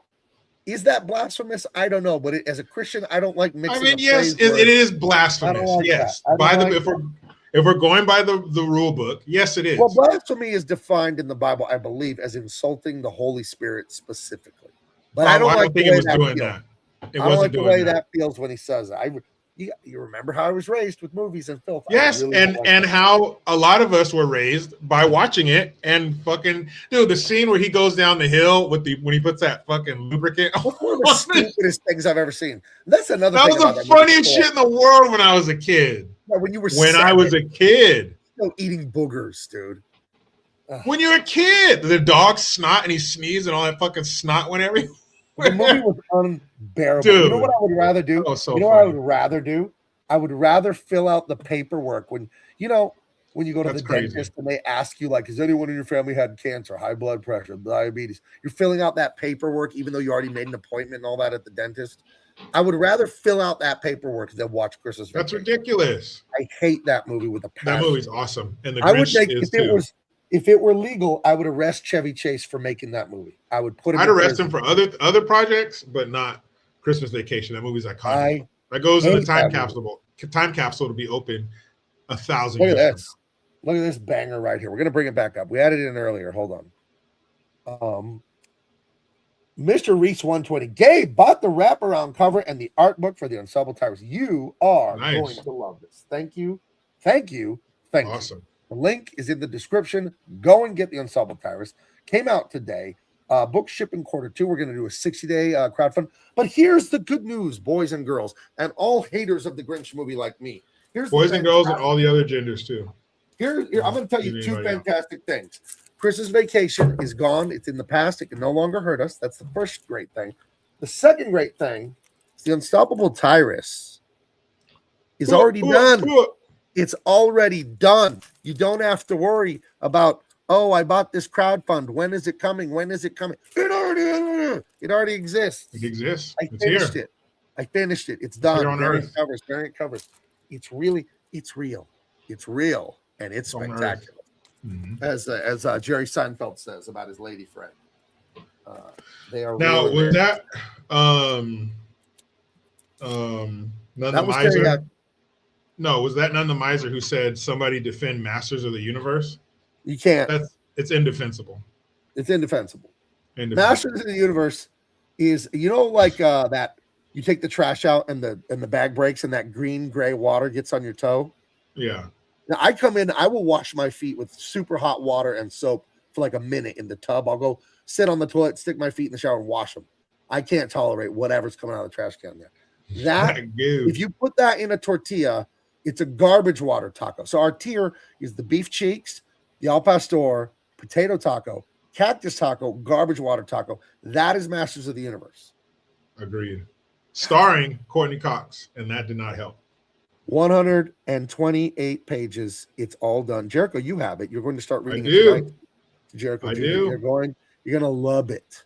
You're gonna love it. No doubt. Like I said before, this is our fourth project of yours, so I don't see this as not being as great as all the other ones. So see, Heather says it's the seafood. It's the coconut. Here's the final boss for me and Jericho. You and I, Jericho, go to one of those diners, drive-ins, and dive places. And if we can finish this plate in 1 hour, we win t-shirts, we get our picture on the wall. Some cute, like big boobied girls in tank tops take the picture with us. They throw it up on the wall. We're the heroes of this Not small worth it. one stoplight town, right? But it's 5 pounds of food, 2 soft drinks, 2 salads, and 2 ice cream sundaes. But the 5 pounds of food is coconut breaded shrimp. That's the one food not worth it. where it crosses in the x-axis of Yeah. coconut, which you hate, and shrimp, which I hate. Yeah. How could we eat a plate of coconut shrimp? I tell you, we pull the shrimp breading off. I eat all of that. You eat all the shrimp. There you go. Deal. That's the only way, because would not put that shit in my mouth. Coconut is fucking Agreed. I would not put gross. shrimp in my mouth. Gross. What's that? Recently just found a what? What? He what recently about the- just found out that Terry Hatcher was a 49ers cheerleader. Oh, that's what's so cool about her. I couldn't put my finger on it, but now it makes sense. She was probably booing this last weekend. Yeah, a lot of That us made me were. feel bad. I felt so bad for you. I know how much we love our teams and cheer, and they get in the playoffs. Yeah. It's all exciting, and then they pooped in their helmet. It was just not good. And then put it back on. Well, it's full. Yep. So, Yeah, but it was injuries. It definitely softens the blow of our season ending that way. It was Right. just we didn't have our team at full strength. What are you gonna I do? think, And we yeah. made it to the second round of the playoffs. Playoffs. So it's all good. But I fear that was Jim Mora with Jim Mora. If some reporter asked him about the playoffs. Playoffs? playoffs. What are we talking about? Playoffs. Playoffs? Dude. We If played you them 3 times. go, We played them twice, and we played them in the preseason. They are who we thought they were. You want to crown their ass and crown them, but we let them off the damn hook. live off the damn hook. I don't That's know. We're what on Dennis Green, coach. Was he the Vikings coach or the Cardinals coach at the time? Cardinals. I think it was They Cardinals at lost the to time. the Bears. They lost to the Bears, and he was so mad after the They game. are who we thought they were. I gotta find that Denny Dude, he said Green. Let them off the hook. This is one. everybody knows when you hear playoffs. I love what You know- Dennis. He gets so mad, Denny Green. He starts stuttering, dude. Yeah. Well, everybody of a certain, We beat him in the preseason. everybody 35 and older, every male who watches sports 35 and older knows playoffs. They are who we thought We they were. thought they were. We let them off the damn hook. Let them off the hook. Oh, so good. Here, I found it. Dude. I found it. And how many years ago was that? 20 Oh, years? it's gotta be 20 years ago, right? Close? More, maybe? Yeah. Dennis Green's legendary post-game rant after the Arizona Cardinals blew a 20-point lead against the Bears. It's so good. Okay, is it up here? Okay, I hope you can hear it. Tell me if you can't hear it. 4 picks against No, we can hear it. What do you see about the Bears? Would shut them down that way? No, we just the Bears are what we thought they were. What we thought they were. We played them in preseason. Who the hell takes a third game in the preseason like it's bull? We played them in the third quarters. The Bears are who we thought they were. That's why we took the damn field. Now, if you want to crown them, then crown their ass. Dang. But they are who we thought they were. And we let them off the hook. Thanks, Coach. Thanks, Coach. The room goes silent. There's like a 2 count. And then someone goes, thanks, Coach. Thanks, Coach. Dude. They're like this. Thanks, Coach. Just back it down the room. That was 20 years ago. 2006. Wow. You don't see that from coaches anymore. What coach acts like that anymore? We knew that we took the damn field. We let him off the hook. What coach is doing that anymore? What coach is getting that pissed off anymore? You know what I like to imagine? I like to imagine his wife and kids are at home that day and they see dad on the TV doing the interview live. And the teenage son or something backed the car into the garage wall. Or like they did something real bad at the house that dad's going to be upset about when he gets home. And then they see him on TV like that. So they already know he's coming home. Then you hear him upstairs telling his wife, they are who we thought they were. You let him drive the damn car. You knew that when he took the keys. Oh, my gosh. That is one of the all-time. Let's see if we can find Jim Mora. It just seems like back then, like when, Stuart Scott and Rich Eisen were on ESPN. Yeah. Sports was just different. Like there was always a soundbite. There was Jim Rome saying, he called me that again. And then he did it to Chris Everett. Like shit like that was happening all the time. Right. Golly, Ryan Leaf was flipping out. Carl Lewis was trying to sing the damn national anthem at that NBA game. What the Rockets? Wrangler! Uh-oh. But I'll get it back. I love how he can't sing the national anthem. He can't hit any of the notes. And he's like, okay, I'm going to make it up for you this time. And Jim Rome used to play it. Carl Lewis in the middle of it says, okay, I'm going to make it up to you now. And Jim Rome goes, no, you won't. And then he keeps going, and it's even worse. Dude, where was the sound check? Who did a sound check with Carl Lewis before the game? I bet they didn't. They figured it's Carl Lewis. I'm not going to question him. He can sing. He says he can. Okay, they let old Carl Lewis roll out there. And the Rockets. Wrangler. Okay, here we go. Here's Jim Mora angry after the Colts lost the game. All I know is he threw 4 interceptions and fumbled once. 1 interception they returned for a touchdown. 3 others were in our end of the field where they scored points. That's all I know. That's inexcusable. Inexcusable. Playoffs? Don't talk about playoffs. Playoffs? I just hope we can win a game. Another playoffs? Dude, what coach would say that right now? Man, I hope we can just win a game. He's not like a bass or anything, but he's speaking in a normal male tone, and then all of a sudden, playoffs? Like somebody pinched his nutsack or something. Dude, playoffs? What coach is talking like Dennis Green and Jim Mora? They're all so politically correct and controlled and all this stuff. It's so boring. I hope we win a damn game. What happened to those coaches? Oh, one of my before we go ahead. Oh, one of my favorite. Yeah, it is getting kind of late. But one of my favorite is Tampa Bay Buccaneers were the first team to go 0-14, like back in 1970. Yes, they were. And I think it was Rich McKay was the coach, I think. And he was a former USC coach or something like that. He was a legendary coach before I was born. And someone asked him, what do you think of your team's execution? And he goes, I'm for it. Kill him. Heather says, what is your call for the Super Bowl? I'll go first since you asked. The Denver Broncos will defeat the New England Patriots surprisingly easier than most people think this weekend. I think they win by 10 or 14. The Patriots ain't it. And that Drake May is going to eat it when the Broncos D-line eats him alive. And they're going to turn him over too. And then the Broncos will squeak by the very powerful defense of the Seahawks. I think they'll beat the Seahawks by 3. So you got a 10-point win at home for the AFC Championship, and then a nail biter for the Super Bowl, I think, with the Seahawks. That's my prediction. Well, I think if your running back comes back strong, because they're not going to want to put the ball in Stidham's hands. So if he comes back and if he has a good day on the ground, you guys will win. But right now, without your quarterback, I'm going to say Pats.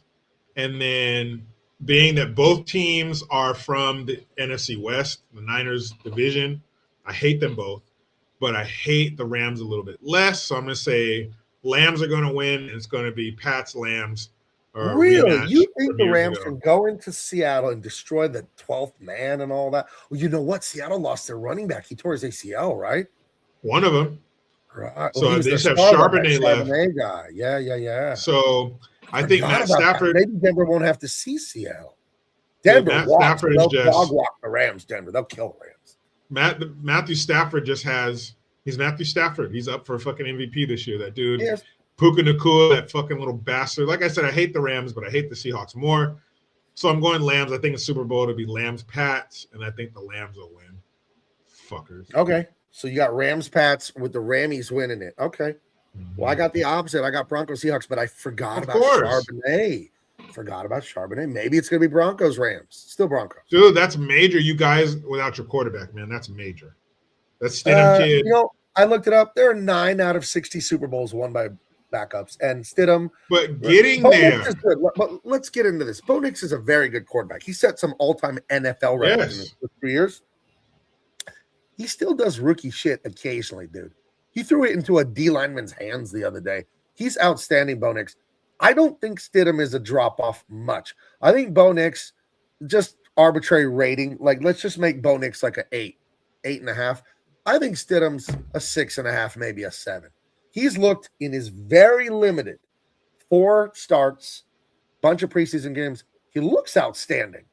You know, there was a game against the 49ers 3 years ago, the number 1 defense in the league 49ers, the Fred Warner 49ers with the Nick Bosa and everybody. He lit them up, 375 yards, 3 touchdowns. He destroyed them. You know, I think he's like a technician. I don't think he's the runner that Bo Nix is. Bo Nix was the leading rusher on Saturday. Like, he's very athletic. They don't use him for rushing, but he can. So I think it's going to be a different game, and you're right. If J.K. Dobbins is back, and he's back being the star running back that he was, then you got your play action. Evan Ingram, right? You got your play action now with the run. But I think that Broncos defense, it's historically good, dude. It's not, they're good this year. The all-time defense rankings, it's a top 5 for, like, sacks and quarterback pressures. I think it's 2nd or 3rd of hitting the QB and sacking him. No QB, not Tom Brady, is good when they're under pressure. None. It doesn't exist. It's not a thing. We did not have a good secondary. We did not have a good secondary when we faced Stidham. So right. Yeah. But if you could take us out with Carl Lewis, man, that would be okay. I'm gonna find it. Carl Lewis. It's the worst rendition of the national anthem you'll ever hear. It's a shame that it was delivered by such an iconic athlete as, you know, multiple gold medal winner, former fastest man on the planet, Carl Lewis. But it's an atrocity. It's an audio atrocity. I don't know if we'll get through all of it. Well, I've never found the whole thing. It's always a clip of this guy on ESPN who's like introduced or who's going. The chunky guy with the beard and glasses. Yeah, who's just laughing his ass off. But I mean, even with that, you get the gist of what we're dealing with here. Okay, here we go. Tell me if you can't hear this. The great Carl Lewis, everyone. Ooh. All right, are we all ready? We got it. Here we go. Oh, right there. You should already know. That is a horrible idea. Why did you do that? Oh, say, can you see? And the Rockets, red flag. I love it. Dude, the beginning of that where he's like, oh, who the fuck do you think you are, Carl Lewis, to be starting the national anthem like that? Oh. Who the fuck do you think you are? The Broncos QB did fracture a bone in his ankle. He'll be back. He'll be back for the Super Bowl. No, he'll be back next season. They're gonna be fine. But let's do a little more with our friend Carl Lewis. I'll make up for it now. No, you won't. No, you won't, bro. Fucking liar. For the land of the free. Yeah, you better not fuck with that. He chose his octave carefully there. Yeah, you better not. Land of the free. He couldn't get up there. So he You goes, know better. the land of the free. Let's hear that one more time. Hold on. Land of the free. Oh, God. That was Sarge national anthem. Oh, dude, that was awful. Holy crap.